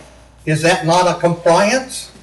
No. Why It's isn't it? not, because he's not explaining anything about what he did, who he talked to, or how the issue was resolved. If he's got an answer to it, I'd love to hear it. There was no issue, there was a question, all right? The question asked, all right, brought up, saying, is there an issue? The answer came back, no. So the fact that the funds were not encumbered by Con. Let's as talk about Doesn't- encumbered. Doesn't have anything to do with that. What's the Yeah. definition of encumbered? Put into a separate account. No, that is not what it says. It says the guarantee will put the funds in its account. The its is the guarantee, the city. You can manipulate these words any way you want Okay. to fit, but the bottom line is ECHO has repeatedly given the city, you're okay. So But, they- hold on, but because of the fact that the bids and everything just sat there after the approval was given, put us in a precarious position, Right. There was a which time. Don Anderson jumped on and has not billed the city for his time. And that's It's fine. free. That was his, And he jumped on it, and it's self-serving. Don't get me wrong. yeah, I mean, they got a sports club, and they need that field. right. So, here we go. They get it. ECHO says, oh, by the way, you have these reports that need to be filed, and it needs to be done by March something. I can't remember the date. So, from the time they started on that construction I don't think they had 90 days. And luckily enough, it'll be finished by the end of this month. To answer all those questions, I researched and found the approval letter that says what I said about the guarantee shall put it in its account. Doesn't say encumbered. Does not say encumbered. That came from the individual who went and talked to one of the staff members and talked to somebody that knows all about doing this stuff. I don't have the expertise. I only read what I see. And Echo said everything was fine. Now, that was back when Con was in the office. Can't put anything on Mr. Adams' shoulder. No. He called and told me, I spoke to Echo and everything is fine. That satisfied me. Because if we don't have any trust in him. No, my point is simply that he should explain in detail what he had done. But he answered your question. And your time is up. Thank you. Mr. Mayor, am I allowed to speak about this since you're accusing me of all kind of crazy I didn't stuff? accuse you of anything. Well, yes, you did. Hold on, no I didn't. Did I mention your name? Did I mention your name for the I'm the one record? that you're talking about. All right? Then that's up to Everybody you. knows to- that. I don't even What do you see mean why you're everybody arguing knows that? Who you're talking about right now. Look at Erin, she sent out an email to everybody But I- saying who. Oh, yeah, that's my private. I just want to make email. everybody understand exactly what happened because the mayor has been talking in a lot of inconsistencies and so have you. Charlie, All right? I talked to Halifax. You haven't been recognized. Please sit down. I called you. Please. I was called by the assistant. So, We're moving on. I don't get. so please, Hold on. I would accept your apology, okay? Because you're always hollering at me about something, okay? So I'll accept your apology, how's that? Okay. Okay, Charlie Dean, 157 East Halifax. On Echo Grant, I sent out an email today, plus I gave, envelopes with the email in it to each one of the commissioners, the city staff. That Oak Hill Sports Club, Miss Anderson, Mr. Anderson sent out an email back on February 1st. Okay? And it referred to Charlie Dean was against the Echo Grant. Now let's back up to October the 18th. When I got up here, and my concern was that you could not put a regulation Little League field on them dimensions of that ball field. Do y'all remember that? That was strictly my problem. The reason I had that problem is because in the Echo Grant, the prints for that ball field, which was done by Miss Cook Wheaton, in the general notes, it says will be regulation size Little League field. In the prints. There's no way you can get a regulation size Little League field on that ball field. That was my concern. Mr. Dean, nobody's disputing that. Oh, but what I'm saying, it was disputed, the dispute, this is my time, excuse me. The dispute comes with the Oak Hill Sports Club. Okay, by putting that out. Has nothing to do with the city. Well, I just want the city to know from the two meetings, okay, what actually happened. I remember what happened. Okay. And they do too. Okay. What I'm doing, and I'm doing it right here in public, I'm asking for an apology to be sent out to that mass email, Ms. Anderson. No comment. I expect it, because if not, the attorney that helped me write that will do my next one. Okay, I will tell you that. Okay?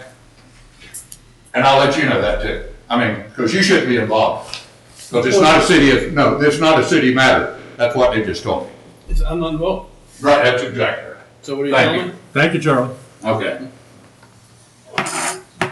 Mr. Catagano, you have the floor. So on November 13th, we had a special meeting in September to approve the funding, or to choose a contractor, really is what we did. So one of the things that I thought was, different about it was that there was no the copy of the ECHO grant for us to view, only bids from the contractors in the agenda pack for that meeting. After that meeting, you had made several claims during that meeting about $900,000 of ad valorem taxes and how we were going to pay for this, and which turned out to not be the case. Yeah, I misspoke. Yeah, like $800,000 you misspoke. Yeah, because in the 23 budget, really good, we had about $8 million. So anyway, with that in mind, when I left out of there, the whole thing just didn't sit right with me. So I contacted Dana Graytrix and asked her, because she knows about ECHO grants. She's the only person I know that has ever, and she's in the house tonight, as you can see. But so she told me that the best thing for me to do was to contact Jill Markham and ask for a copy of the ECHO grant so I can look at it myself. So I did. She sent it to me on November 13th, which was the day that we had a meeting here. And when we were looking at the contract and reviewing it, there was a discrepancy between the amount of funds that the city agreed to encumber, or were required to encumber on the grant, as opposed to the resolution that was included with the grant. The resolution that was included with the grant said $60,000. The contract of the grant itself said $144,000 and some change. So that didn't make any sense. I asked her if it made sense to her. She said that it didn't, and suggested that we call the ECHO people, and we spoke with Jill Markham and Daniel Marsh on that day. And that's when they told me that there was an amended resolution that was filed. And so we had a script there. Say again? Had a script there? Well, there was an amendment. I don't know how it happened, how the 60,000 got in there or what. But anyway, during the conversation that we had with her, we were talking about, she was telling me all about the grant and everything and the way things work. And she said, and I had mentioned to her that you said that we were going to get this money and that's how we were going to pay for it. And that everybody on the board said that the money was coming from the general fund. And I also mentioned to her that when I asked Jerome if he could identify it in the budget, because we had just finished working with the budget, and I had done a lot of work trying to get myself up to speed so I could vote competently on that. And I just thought, because the audit report that we got last year said that the city was negligent in that they weren't budgeting for things that they could reasonably foresee. It was in the section in our auditing report. So I thought, well, it's interesting that we didn't do this, because we've known about it for 2 years. So while I was talking to Jill Markham, I had mentioned all this to her, and she said, it can't come from the general fund. It has to be on the budget somewhere. And she said it would usually be accompanied by an ECHO preference on the line item. She said that, and Jerome had told us in that meeting that that he was unable to identify it. So I thought that was really interesting that she said that. And when she used the word encumbered, she said, or that triggered something in Dana's memory from 2007 when lawyer Simpson had approached her or told her to not leave her money with the city here because it would be put into the general fund. And she said that was the word that he used to describe it. 2007? Yeah, that's when she applied for the ECHO grant for the. Can't remember that. Yeah, she remembered it. When the lady said those words. Maybe you should have called me, Joe. Well, let me get to that. You never okay, did. I'm not there yet. You still learn. All right. But anyway, so we talked about that, and she had mentioned that those funds were to be encumbered, and that it should be in the budget and all that. And I just thought, well, it's not. And so we talked a lot more about it, and then I came to the meeting that night. It was about an hour and a half after I spoke with her, and I brought it up to you, Mr. Mayor, and to the rest of this commission. And you essentially attacked me and acted like I was some kind of a nut job for bringing it up. And then you actually did, and I have the video from the meeting if you want to see it, but you instructed Jerome to contact the Echo people to see what the heck I was talking about, right? And so after the meeting, I approached Jerome and I offered him all of the documents that I had. And at that time, I didn't know anything about any of the additional stuff. But Jerome basically told me to come back the next day, or we decided that I was going to come back the next day, so I brought all my paperwork to Jerome. Let him copy all of it. We sat and we talked for a while about it, and then that was the last I heard from him. So after you had instructed, I don't know if you had seen this, but Jill Markham had supplied a timeline of all of her interaction with the city here.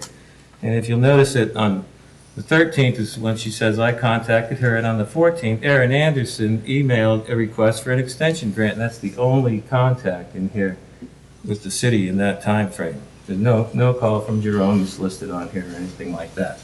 So I don't know. There it is. But anyway, after trying to resolve this with you guys and the city administrator, I really didn't have any place else to go. And just one quick remark about identifying myself as a city commissioner. Well, if I don't identify myself as a city commissioner, then they're going to get mad at me because I didn't identify myself as a city commissioner. If I do, it goes the way that you guys are playing it right now. So I'm stuck between a rock and a hard place right there. Nobody's trying to deceive anybody or anything like that. I'm only trying to understand this material so that I can act competently on it, right? So anyway, as the thing went on, I didn't know who else, Jerome wasn't answering any of my questions. So I reached out to Zach, the accountant, and I asked him, trying to understand exactly what's going on here. What happened? Can you identify any line item? And I also, while I was at it, asked him about the $900,000 that you claimed that we were going to get in the ad valorem taxes. And Zach's response back to me was that he couldn't identify it, any line item in the budget for these encumbered funds. So with that in mind, I wrote a letter because Jerome had contacted me after. I wrote a letter to the Jill Markham, and I explained the whole situation to her. Jerome sent me an email, and he's asked me if I would send him a list of my questions. And I said to Jerome, the email that I sent to the county contains all of my questions. That's a great starting point for you. And Jerome never responded to me. So I get an email back from Dr. Burbaugh, and that's where this timeline came from, because Jill Markham had actually forwarded this timeline to Dr. Burbaugh. And so that's why, she keeps very good records. She's very efficient. She's a very nice person, by the way. And this was all 3 months ago. So why the city didn't act upon this or try to fix it or do whatever it takes, because even everybody that I've talked to about this, including Daniel Marsh, Dr. Burbaugh, and there was, a couple other people in the meeting there. Nick Dunham was there. They all agreed, and they were unable to identify the encumbered funds in the budget. All of them, including Daniel Marsh. It doesn't call for encumbered funds. According to them. You're applying a requirement that doesn't exist. Listen, Steve, it was, what's her name? Jill Markham is the one that told me that this was the requirement. Dana was sitting right there in the room with me. She brought it up, not me. I called and asked about $60,000, why it said that at the beginning. It's not me. Ask her. She's sitting right there. She was there. She has a letter. She was sitting right there. It wasn't me, all right, that's making this up. I mean, they told me that. Let me interrupt just Well, I just real find quick. this whole thing offensive that you guys are trying to pin this on me when all I'm doing is trying to do some research. You overrode, in my opinion, your authority No, I as a didn't. commissioner to speak as the commission and go chase another You don't have that authority. And the irony of that statement is that I never actually told anybody that I was speaking on. It's all over those emails, and you signed it as a Commissioner Joe Catagano. How else am I supposed to sign it? Joe Cagigano, Joseph, not Commissioner. When you brought this up, I got started looking. 2008 Village Improvement Association. 2015, 2016 Jimmy Van Sunrise Park acquisition. 2016, 2017 Mary DeWeese Park Playground. 2020, 21 Jimmy Van Sunrise Park renovation. 2021, 2022 Mary DeWeese Ball Field renovation. So, because I was involved in Jimmy Van's Sunrise Park acquisition, I went and looked. There's no mention of where the $127,500 came from. That's because you guys do lousy bookkeeping. I don't know how I can help you with that. Well, no. I mean, if you can't take Joe, care of your books, I hope you balance your it- checkbook better it- than that. It got paid, Right. okay? Good, that's nice. Not a line item. That's nice. It got paid. So what's your point? So my point is, the accountants had to have seen that check for $127,500. And I can't figure out why that didn't jump up and was put in a line item for Echo. I don't disagree. Zach did our budget, and he's the one that told me he couldn't find it. Well, I mean, he's the guy that did the budget. well, Zach Holy didn't moly. do the original He budget. did the budget that we sat in 2015, three I'm talking meetings with him. 2015, I'm talking about 2016. right now, not Yeah. that. And That's the guy so- that actually did the budget, and he's So it sitting there appears telling me that that- he can't find it. You know, the bottom line is, you circumvented authority didn't. because, no, yes, you That is did. bull. That No, is bull. that's Utter not bull. Oh, yes, it is. You have Oh, a yes, it right, is. wait a minute, you have a right as a citizen to do anything. You do not have a You're right crazy. to recommend and put. I didn't Commissioner. recommend anything. I asked questions. I didn't recommend a thing. I never asked anybody to What was cancel the it purpose of going to Echo and discussing finances of the city? because Jerome wouldn't answer my questions and neither would you. That's why. I'm not an accountant. So you're the or you're the mayor. And the charter says I have no You would think that you administrative would go duties. find out if somebody brings Zero. something serious to you like that. Administrative duties, right? You would think that a competent and good mayor would want to know what it was that I was talking about and to instruct the guy Well, to do it. And you you know, did, and he didn't do it. If you have. I never got any accountants, answers from you guys. I never hold did. on. Dana, And I'm would you- just trying You to. have a citizen who wants to speak here. Thank you, Dana. Dana Graytrex, 219 North Gaines Street.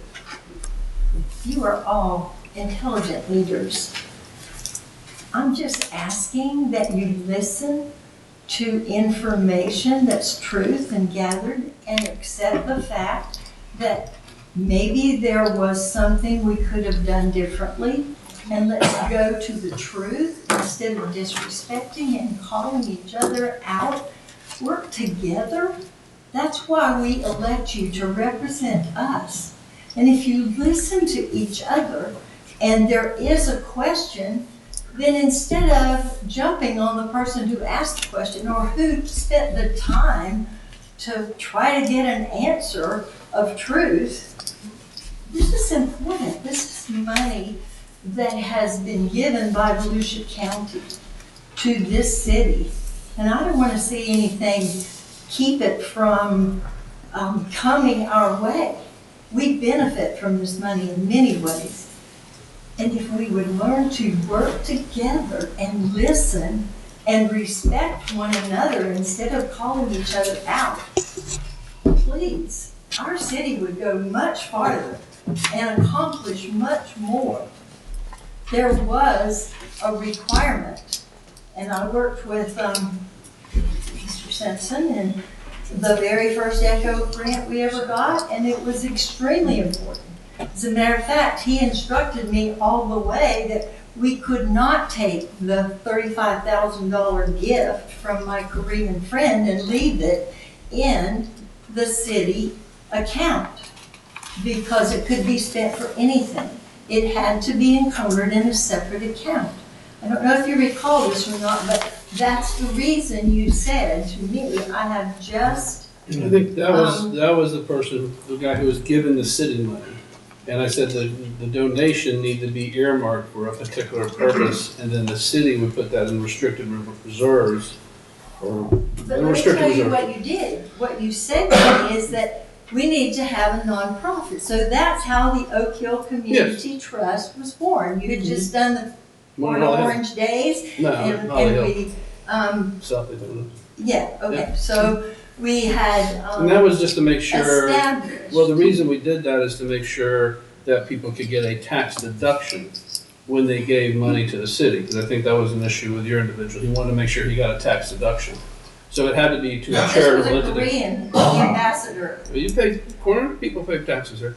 So, No, they, it was. but the whole reason the community trust was created Yes. was so money could come to this city and people could get tax deduction charitable donations for it. That's why we created the community trust, because it wasn't certain that giving money to a local government would qualify as a charitable donation.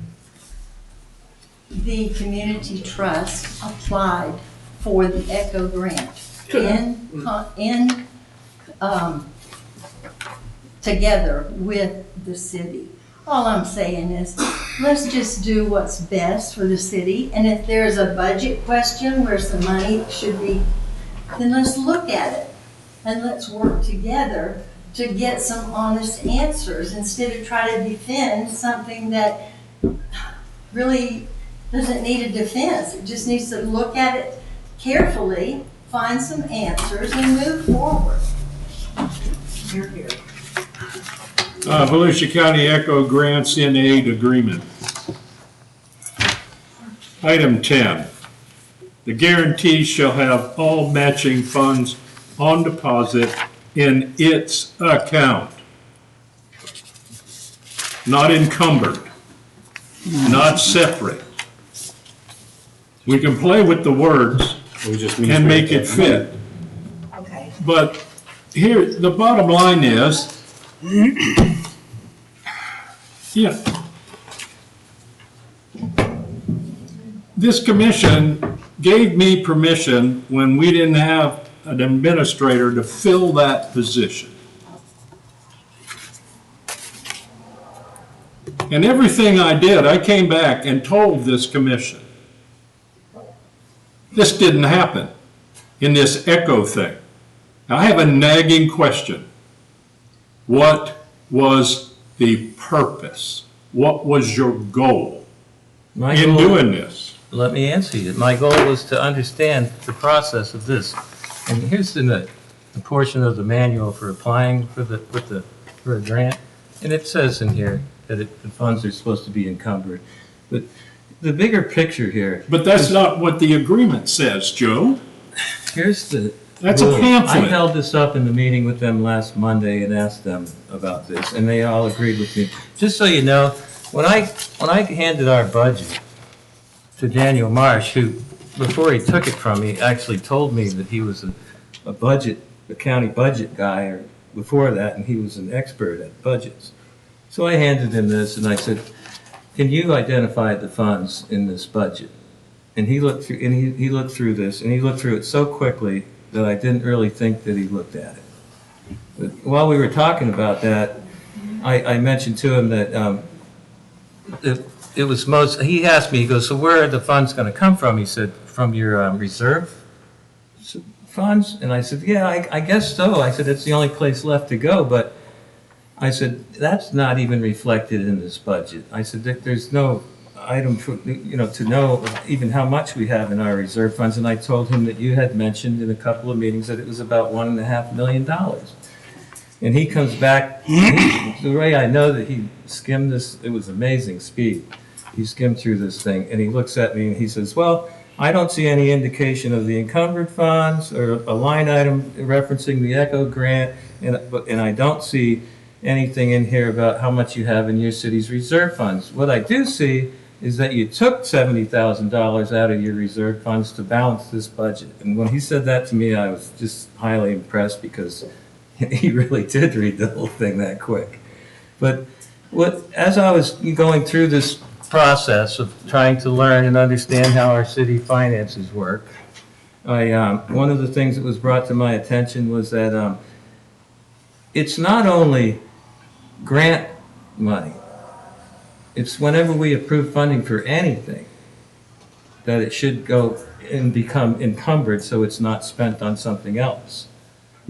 So what that tells me is that all of the items in this budget are accounted for. The general fund has no pool of funds in there that's just for general use.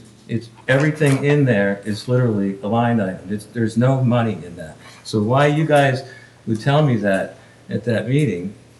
Comes out of the general fund. Well, That's where it always. There's not, everything in there is already Joe, accounted for. That's where It's right that's where it there. always came from. But what I'm getting at, Mayor, is that, and it's not gonna come from there, it's gonna come from our reserve fund, because everything in the general fund is accounted for by a line item.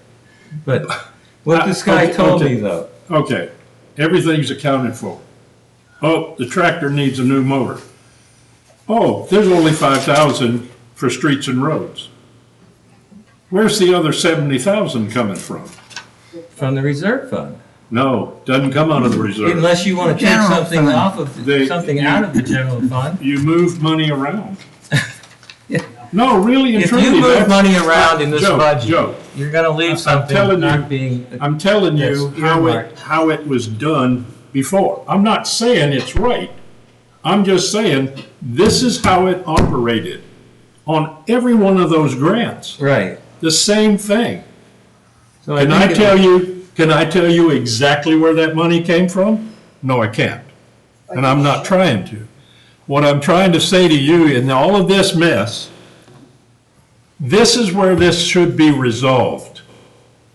I tried more than once, and you know it. But you laughed at me. it's the same thing. You kept saying, Joe, what do you think we should do about it? Yeah, And so I took that upon myself to go and find out what the heck we But should you do didn't about say. it. I did, I'm telling you No, right now. no, you said it's our responsibility. No, I didn't. I think- have the recording. I Okay. know exactly what you said. And it was about that point that you directed Jerome to contact the county to find out what the heck I was talking, and everybody got up and left. And that the was question end. is, And you know, I don't know who he spoke to.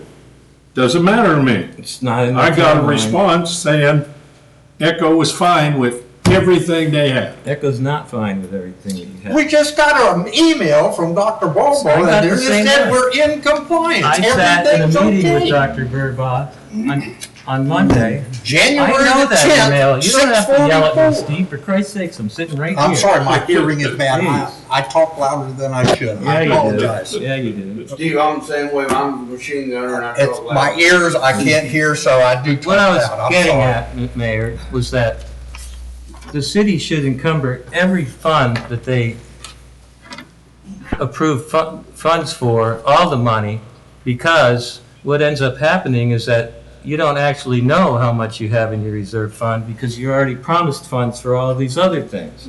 So it's theoretically possible that when the time everything comes due, you're not going to be able to pay for this grant.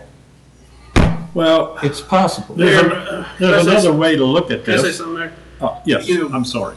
Look, I'm an attorney and I'm a CPA. I can tell you governmental accounting is very complex, very complicated, and it doesn't make sense to the average layperson because it's not the way you account for your own money. My recommendation would be to have our retained finance director come in and explain it. You're asking. He explained it to me. Well, at the League of Cities meeting, we stood for an hour. And Sit he down and explained the explain it whole right thing. here. We're to the me. commission. not Explain it you. right here so you can hear it. Everybody can hear the explanation. You can get your questions answered, as opposed to this, because you don't have anybody in this room. Now everybody's nice and cooperative, aren't they? When I was trying to get this You never done called me. before- Did you ever call me? No, I didn't. Okay, you said a second ago, I'll get to that. You never got to it. You should have called me. Jerome emailed called you. No, Jerome, that was a little, back when you were going to the meeting, yeah, he No, called he me. just called you the other day Yeah. because he sent me an email Yeah, saying, like I last spoke week. with Attorney Simpson. and we Yeah, that was decided last to week. cancel your meeting Last that you week. had. And I told Jerome. out of the blue. No, My meeting. last week, I told Jerome not to go, because I thought it was inappropriate for him to go with you over to a meeting to criticize the city. There was, about the Echo. meeting was, the purpose of the meeting was not to criticize the Well, city. my understanding of the meeting was you asked the Echo people to Scott, withdraw what are you the saying, grant. man? That's I mean, what was now told you to me. just told a lie. That's what was told to me by Jerome. Well, Jerome shouldn't be saying that to you. That's what was told Because to him. he by- knows, I spoke with him at length about No, this. no. But I told him until it came to this body, I didn't think Jerome should go. And I also Christ, said, you try to do if- good. You try to understand all No, this and I stuff, and look what the said, hell listen, you're doing. and I told him, you have a right, as the mayor said, to go there, and as long as the Echo staff know that they're meeting with Joe as a citizen, and not in a representative capacity of the city, he's not speaking on behalf of the city, if they meet with citizens, they can meet with Joe, and that's fine. But I told Jerome, I didn't think it was appropriate for Jerome to go over there until this commission directed him to. That was a conversation we had, and I also said, if you want to know what encumbered means, you ought to get with our finance director, because that is an accounting term. In my mind, encumbered means when we contract for it. When we contracted for the services, we now have encumbered the funds. That's what encumbered means in my mind, as an attorney and as a CPA. But get our finance director in here to explain it to you. If you want technical answers, do it here in front of everybody so everybody gets the same I tried to information. do it in front of everybody. I already said that 3 times. Okay, now You just in front blew me off. this Now all of conversation- a sudden it's important, right? No, Oh, boy. what I'm hearing is there was one conversation in November, and you didn't hear back. You didn't bring it several back. with Jerome. Didn't bring it back to this And several commission. with Jerome. Didn't come back to Don't this forget about commission. that. I'm talking about here. What you talk about with Jerome doesn't matter. I'm Oh, saying you have one doesn't matter. conversation here. Is You that have right? one conversation here, right? You have one conversation here. I'm hearing Jerome didn't come back and report it. I think you should watch that conversation, and then you'll understand. Well, then you could have brought it back. Why would Listen, I want more of that crap? Because you come Right? back 'Cause here and the mayor say, treated me the like mayor- a piece of crap. But you that could meeting. say, Mayor, you asked him for information. I've asked him, I haven't gotten answers, and brought it back to this commission. You could have said, Jerome, can you give us an update? That's what you could have done. At this meeting, from what I'm hearing, there was one time at this commission level, it was discussed, is what I'm hearing. Was it Twice. discussed when was twice? The After November? October and November. After November. Was it discussed after November? No. Okay. That's when the mayor gave direction for Jerome to get an answer on the It was issue. discussed at the meeting that the mayor gave direction. Yeah, that's what I'm saying. At the meeting, the mayor said, Jerome, get answers to these questions. The next meeting or thereafter, you could have said, my opinion, you could have come in and said, I've asked Jerome for answers, I haven't gotten them. Commission, I haven't gotten answers to those questions we talked about. And brought it back here. You interpret everything so you could go get the answers yourself. And Mr. Simpson, I brought it back to this commission on December 12th. I'm talking, he's the one that raised the issue. So, Carrie. I mean, I'm talking, I don't know what was said on December 12th. Let's beat I'm just up saying- on Joe for trying to learn what. No, what and to do, I'm right? not criticizing Yeah, you are. for. What the hell, I man? am not Why- criticizing you for doing that. I'm saying you could have come back here and said we don't have the information. So now what I'm trying to say, let's have our finance director come here and explain governmental accounting and explain the budget so everybody understands how the budget works. Have you seen this? What is that? Erin Anderson's email where she accuses Charlie about what he got up there? Because I noticed she drops the mayor's name in there, so maybe that does, maybe this is the city's official position on this issue. No, Since I the don't see mayor's the anything. one that apparently guided her or directed her or what. Maybe you should look at it. Well, I mean, there was no action by the city to do anything on it, so.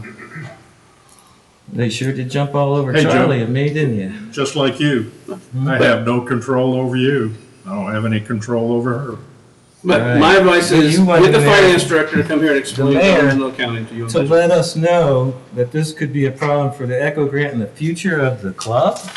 What does the club have to do with our accounting system here? None. Nothing. I can't. So how would I didn't- my I didn't asking con- wait a questions minute. about this I didn't have any con- impact hold on the Joe. Oak Hill Sports Club? Number Let me one, finish I my didn't question. draft that. Like you have people draft things. I didn't have anything to do with it. What do you mean I have That- people draft things? What are you talking about? You write all your letters? I do. You're Every good. one of them. You bet your ass I am. The bottom line on this is, to me, this is where the discussion should have continued, Joe. Except Pardon you me. shut me down, didn't you? You're the one that shut me down. I have the video. I would love for people to see it. I'd like to show it right now. Then everybody can have a better understanding of And how did exactly I what shut you happened. down? By marginalizing me, by saying, what do you think we should do about it, Joe? Did you ask them this? Hold on, Did you Joe. ask them Wait. that? And I said, no, I was on the phone with somebody I didn't know anything about who starts telling me all this stuff about encumbered funds, and she's the Echo expert, right? What the hell am I supposed to think? And then I Well, went on to find more I keep information saying, about not it, only as good as and the every time I information dug we in, it got worse and worse and worse. Because then it wasn't just that, it was the reporting, it was the actual dimensions of the ball field that were inconsistent with the application. I mean, holy cow. Everybody should be concerned about that, because somebody could come back after the payments are made and sue the city for fraud. No, they couldn't. After the payments are made, they could. No, they couldn't. Yeah? This is all to be enforced by the county, and the county would say, hey, you didn't comply with your Echo Grant, so we're not going to reimburse you. Yes. And you got to stay in compliance for 20 years. And if you violate that for 20 years, they can make you, the city, pay back some of it. When I got The city's finished with the that meeting, enforcement. Scott, I asked everyone in that meeting, I said, based on the information that I've disclosed today, I said, do you think that I have cause or to be concerned about the finances of our city? And every single one of them, including Dr. Verbaugh, said yes. Well, you got two Unequivocally. issues there. One is the Echo. Have we received any notice from county we have issues with our Echo? What I've been told is the county staff has said we are in compliance with all Echo requirements. Dr. Verbaugh's answer to that was to say that as long as we have resolution 2021-24, that we're good. Okay, so we're good. And then Jill Markham followed that up by saying, well, Joe, at least you can take this as some consolence. She said, the city has to pay all of the money, and then we reimburse them. So if they don't have the money, you're going to find out right then.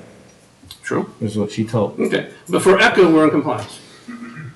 They didn't say that you were in compliance. They said that they weren't going to pursue it. Email says we're in compliance. In the meeting, he said that these issues are real.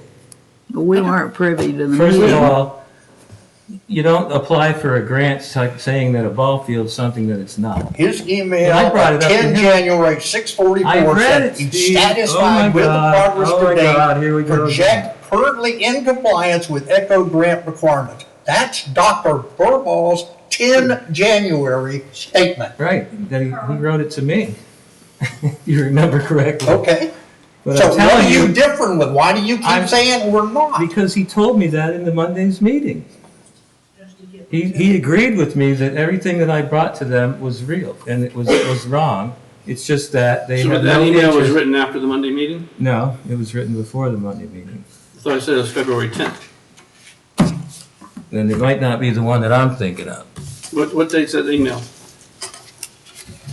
So I met with him on February the 5th. Right. Well, Last, I a thought you week, said week the ago meeting was today. February 10th. And they all agreed with everything that I said.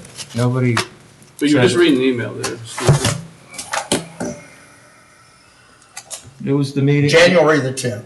January 10th, okay. All right. So have we received any other correspondence from them that we're now not in compliance? No, I don't think that we should pursue it anymore. I think that this should have been handled here, and I agree with what Scott's saying. It should have been handled here, but you guys chose not to. So What else am I supposed to do? Just not pursue it? Not try to understand what's going on? Because, maybe I want to be an ECHO grant applicator sometime, and I want to know about this. It's perfectly within my venue and my right. If you're a not-for-profit, I think you have to be a not-for-profit. to Yeah, do that. and the sports club is non-for-profit, so, you could have applied for that grant like Dana did. It doesn't have to be the city. I mean, really. Jerome, have you talked to the ECHO supervisor? Who'd you talk to? I spoke to Dr. Burba. And when did you speak to him? I believe it was last Friday, And what did he tell you? that we're in compliance. Okay.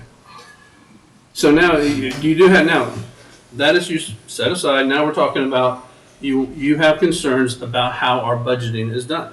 Now, to make sure everybody understands how that budgeting is done, my recommendation would be to have the finance director come in and address all the concerns and explains how that process works, because it's not how we budget money personally in businesses. It's a totally different accounting process. It's totally separate. So Let's have a workshop. just so it's just an educational forum that would help everybody understand. So. Have you seen any of the emails from Zach? No, I wouldn't. You haven't, huh? Because he pretty much lays it out pretty Well, straight. then right you there. can sit there and raise those emails with Zach. I'm not going to I sit here don't and need to debate raise him. issues. He already said what he said. Well, but I don't need to sit here and debate it with Zach not being here. I mean. Well, it's his words. Yeah, but They're you not got to make made sure. up. It's not fake. But you need Zach to be able to explain what he's saying. It's that he explains it quite Well, remarkably then in it should his be. Then email. you should be able to have a very good But conversation with him. I'm not opposed to meeting with Zach and being educated on this thing, but what I'm telling you is that after like 6 different email correspondence back and forth, as you can see here, it's quite a stack, and he does go into in depth on. And I suggest that you take a look at him sometime. It's public record. As I told Jerome, I said this whole thing about encumbered and how this works, it's all an accounting issue. And I believe James Moore was our auditor before they became our finance director. So I would think if there was an issue. They didn't do the last audit, they did the one before that. Yes, and then they became the finance director. Right. So they were the auditor, then they became the finance director. And so probably since they've been finance director, you've probably been in better financial hands from a finance director standpoint than the city's ever been since I've been the attorney. Because that's the most qualified person you've ever had serve as a finance director. Well, according to Zach, if we were in that great condition there that you're talking about, we would have had an amended budget to put the line item in there to try to fix this. Well, then those Rather are than to questions just you should leave it have. lay.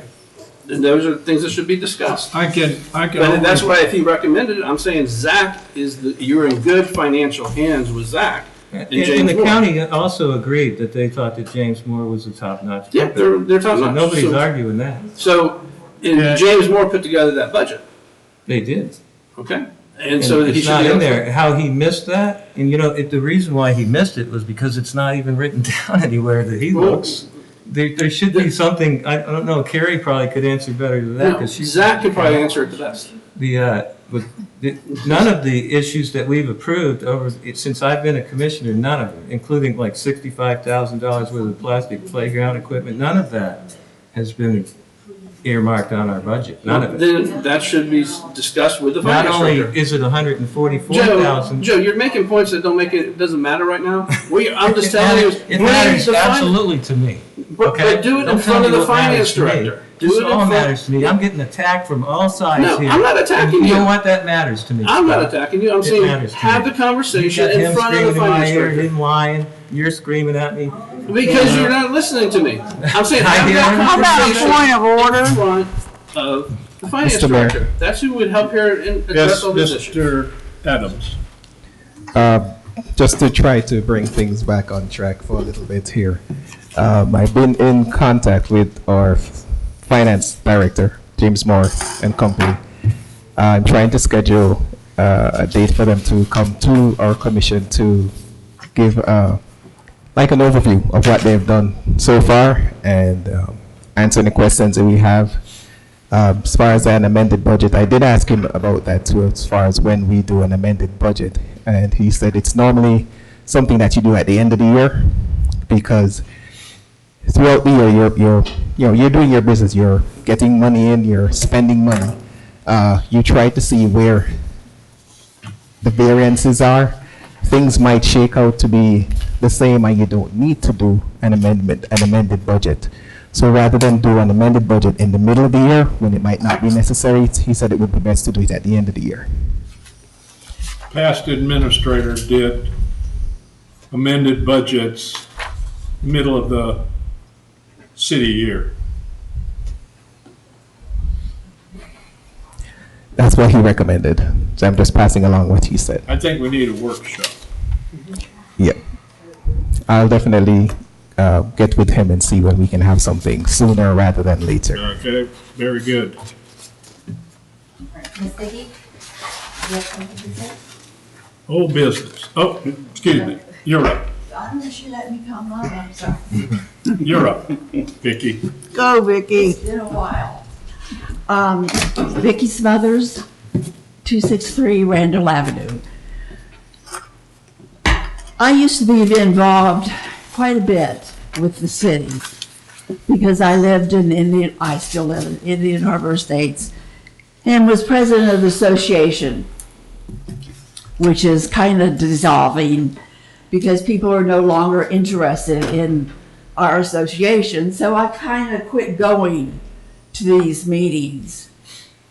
I started back with the sewer thing, and as I'm coming back and I've listened for the past 2 or 3 weeks, this thing is becoming a circus.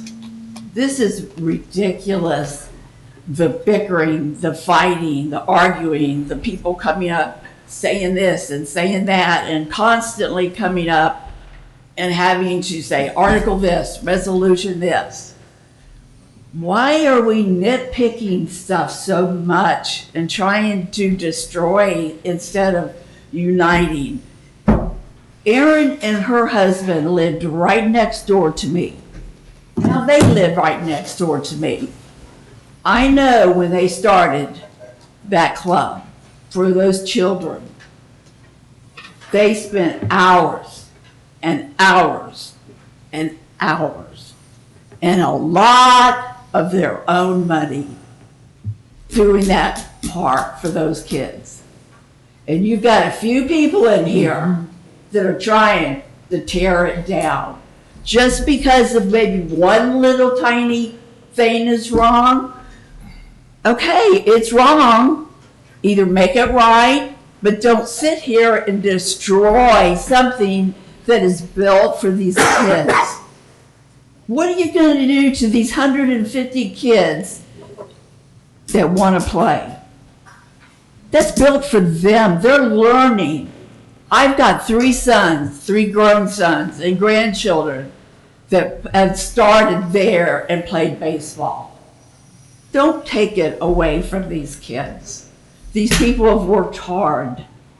I know there's question about the money, the budget, this and that, but you've got a commission and you are to work together. You were elected by us. My opinion is you work for us. Whether you agree or not, you get paid by us. You work for us. We have a say. If I'm wrong, I'm sorry. But I don't like the way things are going. I don't like the way things are going. They're just not right. And this, to me, tonight started just because of a little grant or whatever you want to call it that started with them, and you're trying to take that away. Stop trying to hurt the kids. That's not fair. Thank you, Vicki. We got old business.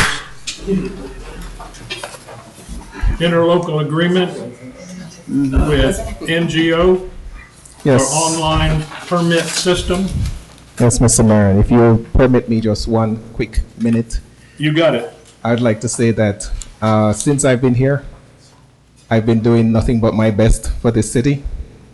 I've tried my best to do everything that's in the best interest of the city.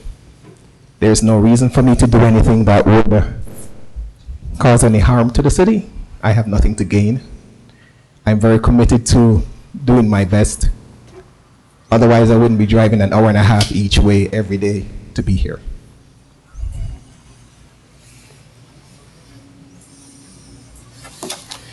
The online cloud-based system from MGO, this was something that had been brought before the commission probably a month or so ago, and there were some questions that commissioners had. And I provided the answers to those questions on your transmittal. They do meet Florida state requirements. Their data is stored in the Amazon Web Services cloud.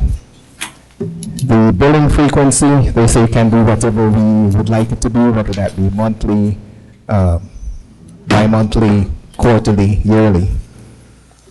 The implementation itself has no cost. However, they do have reimbursed expenses when their technicians or their engineers will have to be on site to assist with getting things set up for us, and those are usually at $2,000 per trip, and it's usually 2 trips. The monthly cost based on 500 permits per month is $260.42 per month. This is by far the lowest cost of all the vendors that had applied. The company here works, they are a local government themselves, so they understand exactly what is required. They've worked with, I think, about 25, if not more, entities in Florida, so they know what we need, and they've been very responsive. Everyone I've spoken highly about them and their service and their customer service. So with that, I would ask that the commission gives the approval for me to go ahead and sign an agreement with them to move forward and get this implemented for us. You want a consensus or you want a motion? I'll do a motion and a vote. I make a move that we allow our city administrator, Mr. Adams, to proceed with the online permit system. I'll second that. We have a motion and a second. Discussion from commissioners? I just wanted to thank Jerome for sending all of this information. I think it answered all the questions that we had the last time he was here, and I appreciate that. Yes, sir. Call for the vote. Vice Mayor Lindlaw. Yes. Mayor Gibson. Yes. Commissioner McGee. Yes. Commissioner Catagano. Yes. Commissioner Hyatt. Yes. The next item is for a pole barn for the community garden. I'd like to ask Ms. Greatrix if she would like to come forward and make a brief presentation to the city as far as what this item is about. And then I'll leave it to the commission to decide what their action is. Thank you. And thank you so much for coming to represent the city and introduce the commission and speak on behalf of the city to the community garden celebration that we just had on Saturday. And thank you for Commissioner Hyde for working all day. I have, would you hand these out, please? I have a request. As some of you may not know, the Oak Hill Community Trust has a project called Community Garden located just over the railroad tracks on the corner of Flamingo and West Halifax. And we have leased from the city and provide the insurance for this garden. And there are about 45 of us now. We just got 20 new people signed up on Saturday who are participating in this community garden effort. And so I would like to ask the commission for permission to build a pole barn, which is more like a pavilion, really, but we've been calling it a pole barn. Yeah, it's a pole barn. And so it will serve us well in providing a place for educational opportunities and picnics and places for the students to walk and have a little field trip in the garden and with art, because $5,000 was donated for the purpose of doing art in the garden. And another $8,000 has been donated by 2 companies, and about $3,000 has been donated from individual people and donors in town. And so I give you a survey of what it looks like, and if you'll notice this little spot where it's a little square, that's our 30 by 40 pole barn. And if you want to know what that, I can actually pass this around if y'all want to look at it. As you're going toward Edgewater, there is Alliance Church on the left-hand side, and just behind the Alliance Church to the right, you'll see the same exact pole barn. And so that's the same person that built that, Triple P, is going or has given us the estimates. If we can get permission from the city to have him build that on the city property. You have the funds, all you want is permission and a permit. To do it, and to make sure that you know that we are aware in our lease that has been drawn up, that whatever we do to improve this particular nearly 2.9 acres of land remains when our lease is up, or when you decide that you no longer want the community trust to be in charge of that space. And it will be left there for the city's use. Yeah, that's consistent with what the lease says, and the reason it's here is the city has to give written consent before they can make any alteration or improvement to it. Right. And a little bit more than just a permit, that's what's a regulatory body. But here as the landlord, we need to give them written consent to make the alteration. Let's do it. Ms. Great, I've got a question of what's the city liable for if You're not. we got a high wind and the roof blew, the aluminum steel roof blows off? I'm not denying this is probably a good thing, but what's the city's liability for something happening because of Well, the building? as a property owner, we do have liabilities, and that's why they have insurance. We have insurance to We cover have our both those. separate insurance. And we're You have separate insurance for that kind of thing? Through the Yeah, community and that trust. insurance should name the city as an additional named insured. So we have that insurance protection. That drawing indicates the building will withstand 140-mile-an-hour winds. Sorry, that was my other question. It has to get through permitting and comply Yeah. with Florida building Okay, inspections. That was my And I question. spoke to Dennis about the requirements. Mhm. That was the engineering expectations that he said that he would approve. Okay. So that's what we already had Okay. drawn up by our engineer. And I'm talking. I'll make the motion, we approve it. Yeah, and I guess to be technical, make a motion to approve and direct Jerome, or city administrator, send a to do letter. written consent Yeah. authorizing the As improvement. he said. I'll second that. We have a motion, have a second. Any further discussion? No, I think it's a great idea. Call for the vote? Mayor Gibson, Yes. Vice Mayor Linlaw. Yes. Commissioner Patagano. Yes. Commissioner Hyatt, Yes. Commissioner McGee. Yes. Got it. Thank you. Go get your hammer. Thank you very much. Go get your poles. Yep.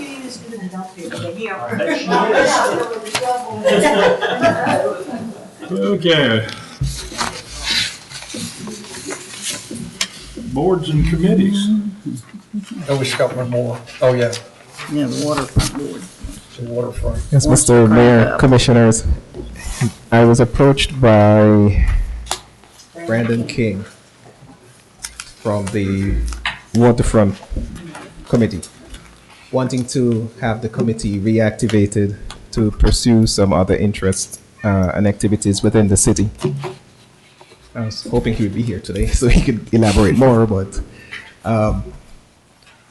it's basically bringing it back to the commission to see if this is a committee that you would want to have reactivated just to pursue activities along the waterfront, or if there are any other activities you would like to have them look into. So it's bringing it to you for your discussion and ultimate decision. Can I ask a question, Drew? Are the members still appointed? I mean, is it a board that we Yes. still have, so their terms haven't expired or No. anything like that? No. That was my question here, is is the same members and who are they? And the other part was, I'd like us to be able to review what their goals and requirements are. What are we giving them direction to do, and what kind of goals do they have? I'd like a reminder of that. We did this a while back, so I think it's a good idea. but- Yeah, I'd like to see it too, because with the acquisition of that 70 acres. That new piece of property, Now, right. after St. John's does whatever they're gonna do for the next 2 years, that the waterfront committee, to me, would be essential in what they can make recommendations to us on what they think should be done. What should be done, You know, right. boardwalk, kayak, ramp, whatever. Completely. Because I know, right now, St. John says we can do that. They could change it 2 years from now and not allow anything, but. So we just have to get it in before they decide to change their minds. Yeah. Yeah. But yeah, What I can Just do ask is them to make a I presentation, think you'll have maybe? to. Yeah, I can bring some more information back to you, and I can also ask Mr. Brandon King if he would attend the next meeting and give a brief presentation as far as what he envisions as the purpose Are of the the current purpose. members still Yes. going to be members, or do we need to? Appoint new members. Appoint Yeah. We need to know who's still on it, right. Yeah, I have a list. It was a very small board. It looked like it was like 4 or 5 I don't think people. there was 4 or 5 people on Yeah. it, if my memory serves me right. Yes. And I'm not sure some of them are still interested. Yeah, it's.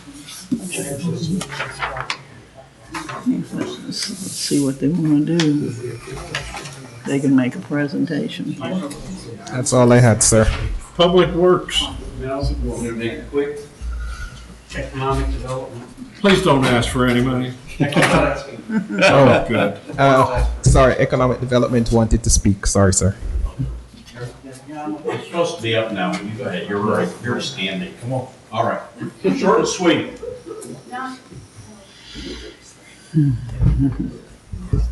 Economic development. The site selector conference at the Brennan Center was canceled. Guy claims he's got a conflict of interest or something. I think what happened was there aren't enough large industrial properties available in southeast Volusia to interest the kind of clients that he works with. So that one's done. Quarterly economic development breakfast is Friday at 7:30 at the airport. If you're not doing anything at O'Dark 100 on Friday morning, come on up there. They'll feed you breakfast, and it's usually a pretty good presentation. Volusia Business Resources from Volusia County Economic Development the site is going live very soon.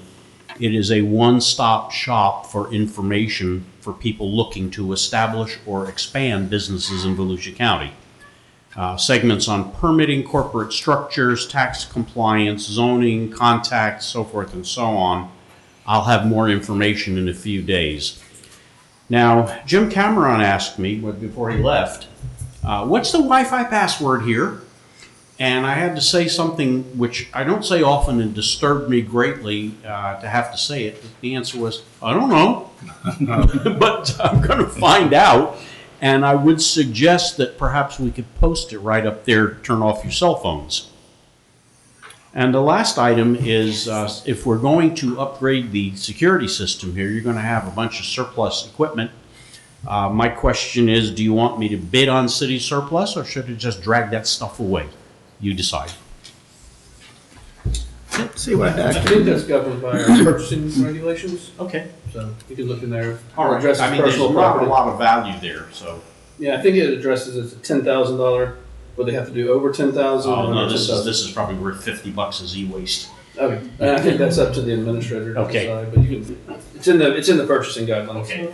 And our Wi-Fi password, you just log in under guest. Okay. Put it up there on a sign. Next. Your move. Mark Bell, Public Works Supervisor for the City of Oak Hill. I have a couple of things, not very extensive, but I have worked with each one of you on an individual basis on different problems, different projects, conversations, and I've learned a great deal from all of you. And I agree with you, ma'am. It is kind of disheartening to see some of the bickering going on. I really hope that we could all come together as a city, employees and staff and commission to work better with each other. Ms. Aaron, I hope that everything here has not discouraged you from continuing with the Oak Hill Sports Club, because I appreciate what you do. And Mr. Adams, I appreciate everything that I've learned from you, and I appreciate the drive you make to be here. That being said, I hope that we can all do better to work together in the future. Things that are going on in the city, a lot of you have probably seen a lot of the tree trimming that's going on. Unfortunately, we won't be able to get everything trimmed, but we are trying to get the major thoroughfares and throughways done. There was a number of signs that were run over on purpose going down Halifax, starting right around Mr. McGee's place, somewhere around Glen Street, all the way down to the river. There aren't any speed limit signs or speed hump signs or dangerous curve signs. So if any of you live in that area or know somebody that does, I've already ordered new signs, but please just be cautious because there was 13 different signs that got run over. They did catch who it was. Oh, good. But how that pans out, I don't. I wish they'd make them come back and put the signs in. I told him if we could recommend community service, I'll have Exactly. Well, Community service plus Mark, they need to pay for the signs and y'all's labor to put them back on. I filled out a police report today that encompassed all of that per our fee schedule. I got a price from Better Barricades for the signs to post the hardware, and then per the fee schedule that we have. The work you guys do to charge do for it the- again. In the information you got, did you get the insurance for the car that did this? The sheriff was not very forthcoming with a lot of information on there. We do have a case number and everything, but the person that was involved was a minor. Who's the owner of the car? That I don't know. I don't have that information. I didn't see the actual police report, but he did give us a case number, and I filled out the report stating what all of the information was. Unless the car was stolen? No, it was, we've got video of the car. Well, I'm just saying, unless it was stolen by the minor, then the owner of the car is responsible. Okay. So that owner probably has, gotta have insurance on the car. So we could submit all of our damages to them for insurance. We'll probably have to get that from the case, which he was still working on the case report. Yeah, it should be in the police report. That's why he needed that information from me today so that they could finalize it. Yeah, it should be in the police report. Okay.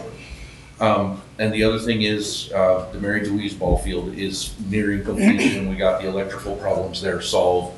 I know everybody's had questions about the time locks on the bathrooms. They are installed, they are operational. Larry from ABC Lock came out and tested them to make sure that they were opening and closing properly. Hopefully that helps. If anybody's curious, or I don't know if it's posted anywhere, but they will unlock at 7 a.m. They will manually lock at 6 p.m. If you are inside the bathroom, you can still get out. Daylight saving time. Already pre-programmed. Did you put the blue lights in the bathrooms? Not yet. Some of the problems that I'm having is I haven't been able to locate a cover for the LED lights. So what I'm gonna look into is there something that I can replace? Because some are bulbs, some are LEDs. I'd like to make them all uniform and find one Well, thing. she might know. Bergeron? Yeah. I talked to her, and she told me where she got them, but those are just simply covers. Yeah. But the LED lights, they don't have covers over. It's the whole shape, but I'm working on it. The next thing we are gonna be working on is some more stuff over at Nancy Cummins Park to try to make it uniform with the rest of everything else. As far as painting, the bathrooms are done, the new doors are installed, the locks are installed. We're gonna do some painting, get some updated picnic tables that we can paint because a lot of the stuff over there has been ruined. But there's a lot of different things going on, and I don't know if you guys have any questions about anything in particular, but I know we're not gonna get to trim everywhere, but I spoke to Jerome about it, and hopefully later on in the year, if we do still have some money left in the budget, we'll rent the machinery again and try to finish the rest of the city. You've done a good job with your guys of with what they've gone out there and done, so. 25 years of tree experience isn't hurting me.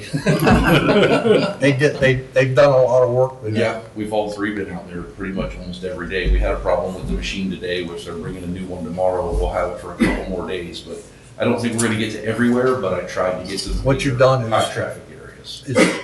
is good use of that machine and y'all's time. Looks good.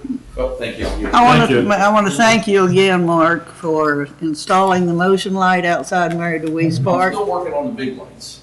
The little one's great. At least you can see the sidewalk when you go out in the dark. We appreciate it. Does it get brighter when you come up on it? It's supposed I to. didn't come up on it. Oh, okay. It was daylight when I went in. When I came out is when I need the light. Oh, it's supposed to be on at night and it's supposed to get brighter as you walk past. But as long as It was great. Thank you very much. That's it. All right, comments and concerns from commissioners. Vice Mayor? I did talk to my FDOT representative at the TPO meeting, and I talked to Mark about it, and she's gonna check into seeing if they can find some of the cameras that we can use for the intersections. For the where nails? Nails are coming out. I haven't heard back from her yet, We but. haven't had a problem since that meeting. Okay, good. And secondly, we had last September or October voted to go down to one meeting a month. And I'm thinking with the amount of time that staff has to spend every 2 weeks to try and put the agendas and the agenda packets together, I think it would be much better for us to do it once a month with an emergency meeting if something comes up, like we had said before, that needs our immediate attention for being time sensitive. So I just wanted to bring that up because I know we voted on doing that and just haven't implemented it, so that's all I have.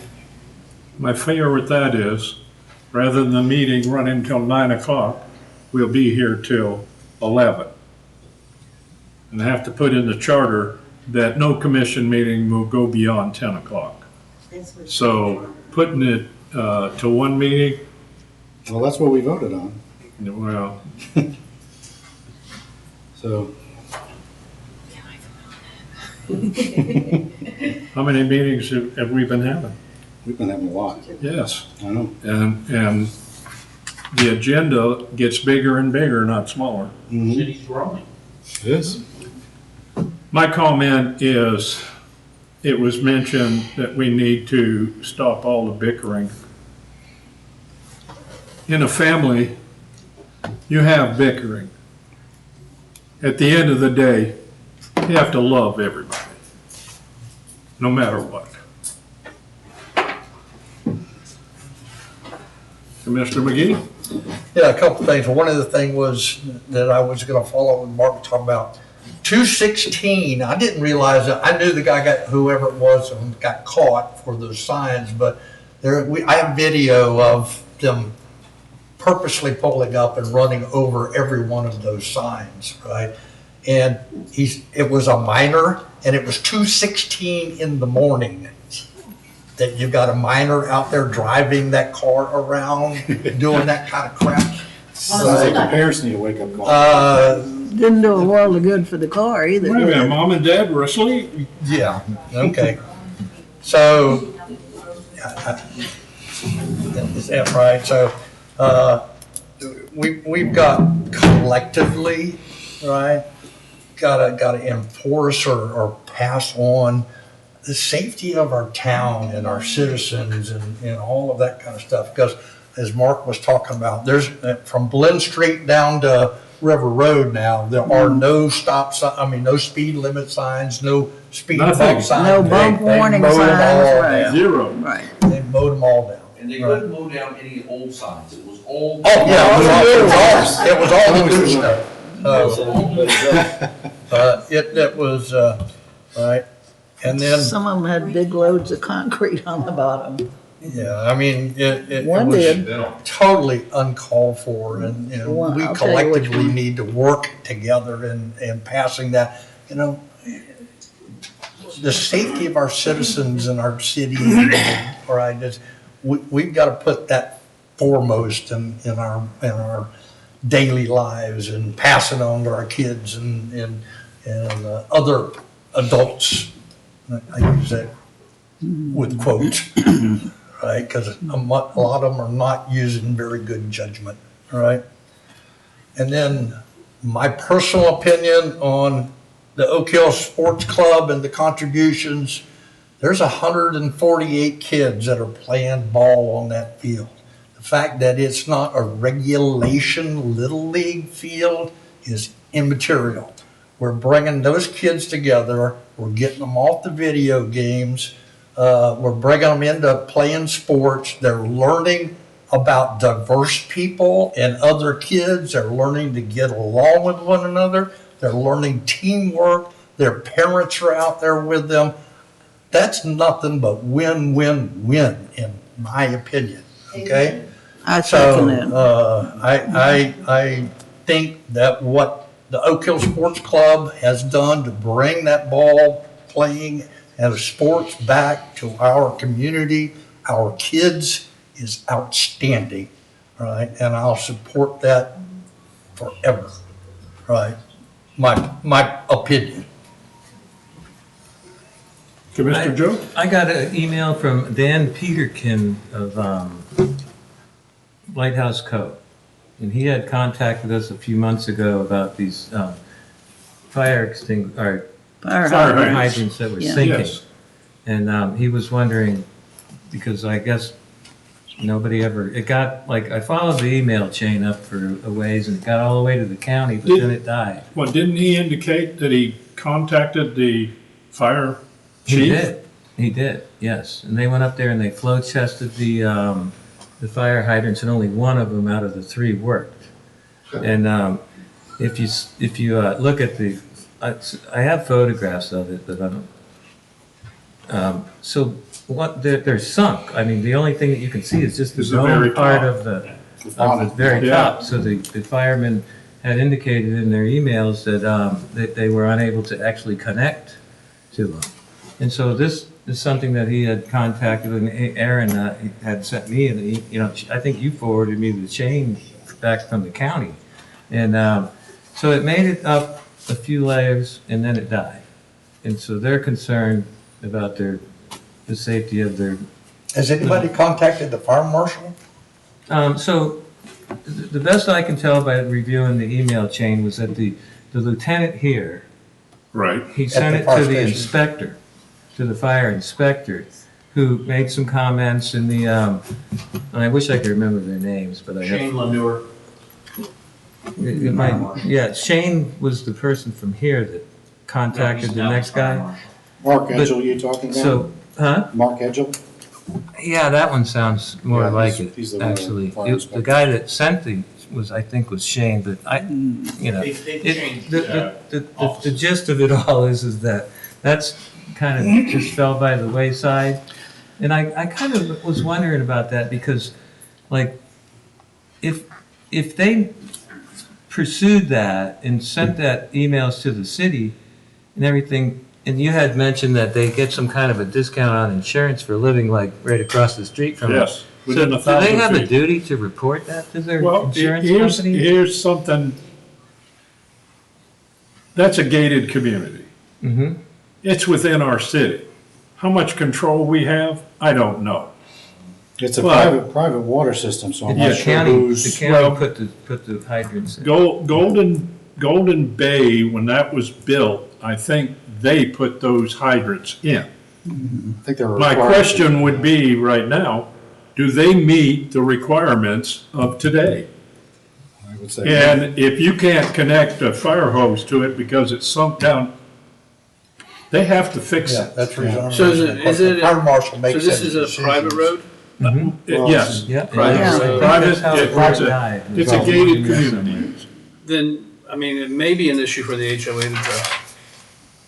The HOA maintains the roads, maintains the utilities in I there. don't think that they have gotten above the threshold to have an HOA that's governing them. I think they're still under. It's under a They have management. a management The company. developer may still have control over it. It would Yes. still be the responsibility of the HOA. It's just a Okay. matter of who controls the HOA. Gotcha. Scott, should the city send a letter saying it's come to our attention? We can send a And send letter it to the management company? and say that it's our understanding, they said it's a strong, maybe Joe can share the pictures and we can include the pictures Yeah. in the letter. And I mean, at copy the people who are in the email chain. At So least this do is a part of that. the current sewer project. Yes. It is or is not? No, No, it's it's not. not, no. All right, so, See, Golden Bay had its own package plan, okay. okay? And several years ago, when Warlock bought Golden Bay, the property, he took it over. And I don't think he's done anything with the water system, but I don't know. Because after he bought the property, he turned it got the county to take over the package That's not plan. working. No. No way the fire department's using that. No. Okay, fireman. I can already- Bring a So shovel. we'll, It's definitely one thing you don't want to do when you need it in a hurry. I mean, No. we obviously can't fix it. It's not ours to fix. It's not ours to fix. But we can send a letter and copy whoever the appropriate Raising concern. regulatory agencies are, the fire marshal, the county, and say, this issue obviously needs to be fixed. Yeah, I mean, they're citizens and they're paying taxes, but it's a private, It's gated. It's yes, a private road. yes, But yeah, I think we should definitely send. Yeah. But I do too. but they should be paying dues. well, they do, And so those just dues. like us. That's the reason they tell us we owe them We're paying $9,000. dues, yeah. And so that, those dues go towards the, Upkeep. upkeep. Yes. And they should be having reserves for street improvements. I and think they everything. go into Warlick's piggy bank. Well, that's not good. Mr. Simpson, have we ever gotten a response from Lighthouse Cove on that? Yeah, I sent it to, yes, I sent it to Jerome, got a, end of last week, they're not interested in buying it. They don't want it. What about the dues part of it? They have adjusted the dues, just so the dues are only from the time we owned it. A little under $7,000. No, I think it's more than that, isn't it? I don't know. I thought it said 7,000. I think it's nine. I thought it was 9 something. Yeah. I think it's I know nine. one thing, the interest rate they're charging, It's high. I need to have money invested like that. Crap. I've talked with Jerome about how we should, because I think y'all already directed him to sell it, Yes, but offer it to them first, so we need to then proceed on what's the best way to get this property sold. yeah. And you and he can converse on that. Mayor, I have just one last Yes, sir. question about this issue. Do you think that I should respond to Mr. Peterkin, or just tell him that I brought it up and that you Just guys are tell him you looking brought it into up it? and we're sending a letter to the management company. Okay. And you might, Joe, you might explain to them that that's a private entity. City has no control over the roads or nothing. Yeah, you know where that kind of went south was the county. When they went there, they took such an interest in it. And then they started sending emails and he was being CC'd on it, so he was expecting something. The He county, just thinks The that it county fell. can do what they want. I would think the county's fire marshal would want to. Yeah. Would that be the one? That would be He the wrote, one. he wrote emails about it. Yeah, that would And seem then to he me. sent it to somebody above him and that's where it died. Like then nothing, Above the fire marshal? Yeah, he sent it to a lady, County it's a man. lady's name. Erin has the email chain, but I can send it to you too, I can access it. If she has it, we should just copy everybody and just say, you know, there was an email chain, reference emails that went out, Yeah. and nothing's happened, and this is obviously a very dangerous condition. Right, Yes. it That's is. not acceptable. And it's private property, it's not. Well, not only it's not that, but public the road. insurance companies, if they find out the fire hydrant's Right, not buried. working, that's what I was wondering about, Yeah. because Oh, you were heck, in yeah. insurance before. Yeah. And by us sending that letter, that puts the burden back Put them on on them, notice. Yes. Yep. not Yeah, us. yeah. So I Right. think it's a good idea. Yeah. The only thing I would tell Joe that he could do, or any other neighbors could do, is try to contact the management company, whoever's controlling the HOA. There's got to be a homeowners association there. There is. And that's who they ought to try to contact, because ultimately that's who's going to fix that, is the HOA, because they pay monthly dues and assessments. and they're supposed to maintain all that stuff. Gotcha. So that's probably the best person, that's the best person they can go talk to. That's who we're gonna write to, but we're gonna copy everybody that's in your email chain. In the email chain. That email chain. that went out. We did have a great response from the fire company, by the way. When they went there, they were up there like an hour later, running those fire hydrants. So that's always good. That's all I have. Though. Yeah, that's a very dangerous condition. That's one of the things aren't those mobile homes? Yeah. Yeah.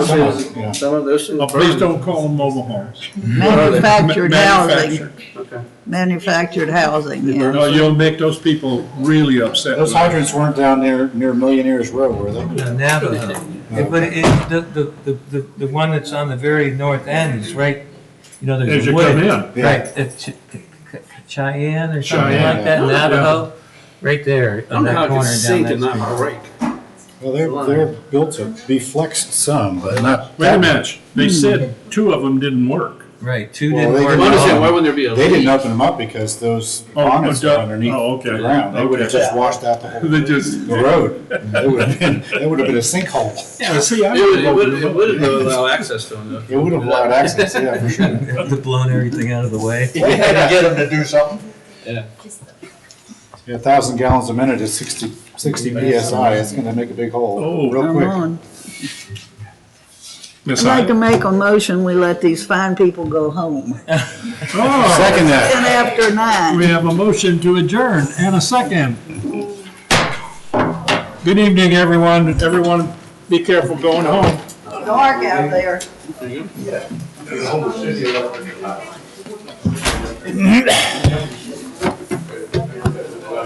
Fire department doesn't do anything because they're spending all their effort plus their money.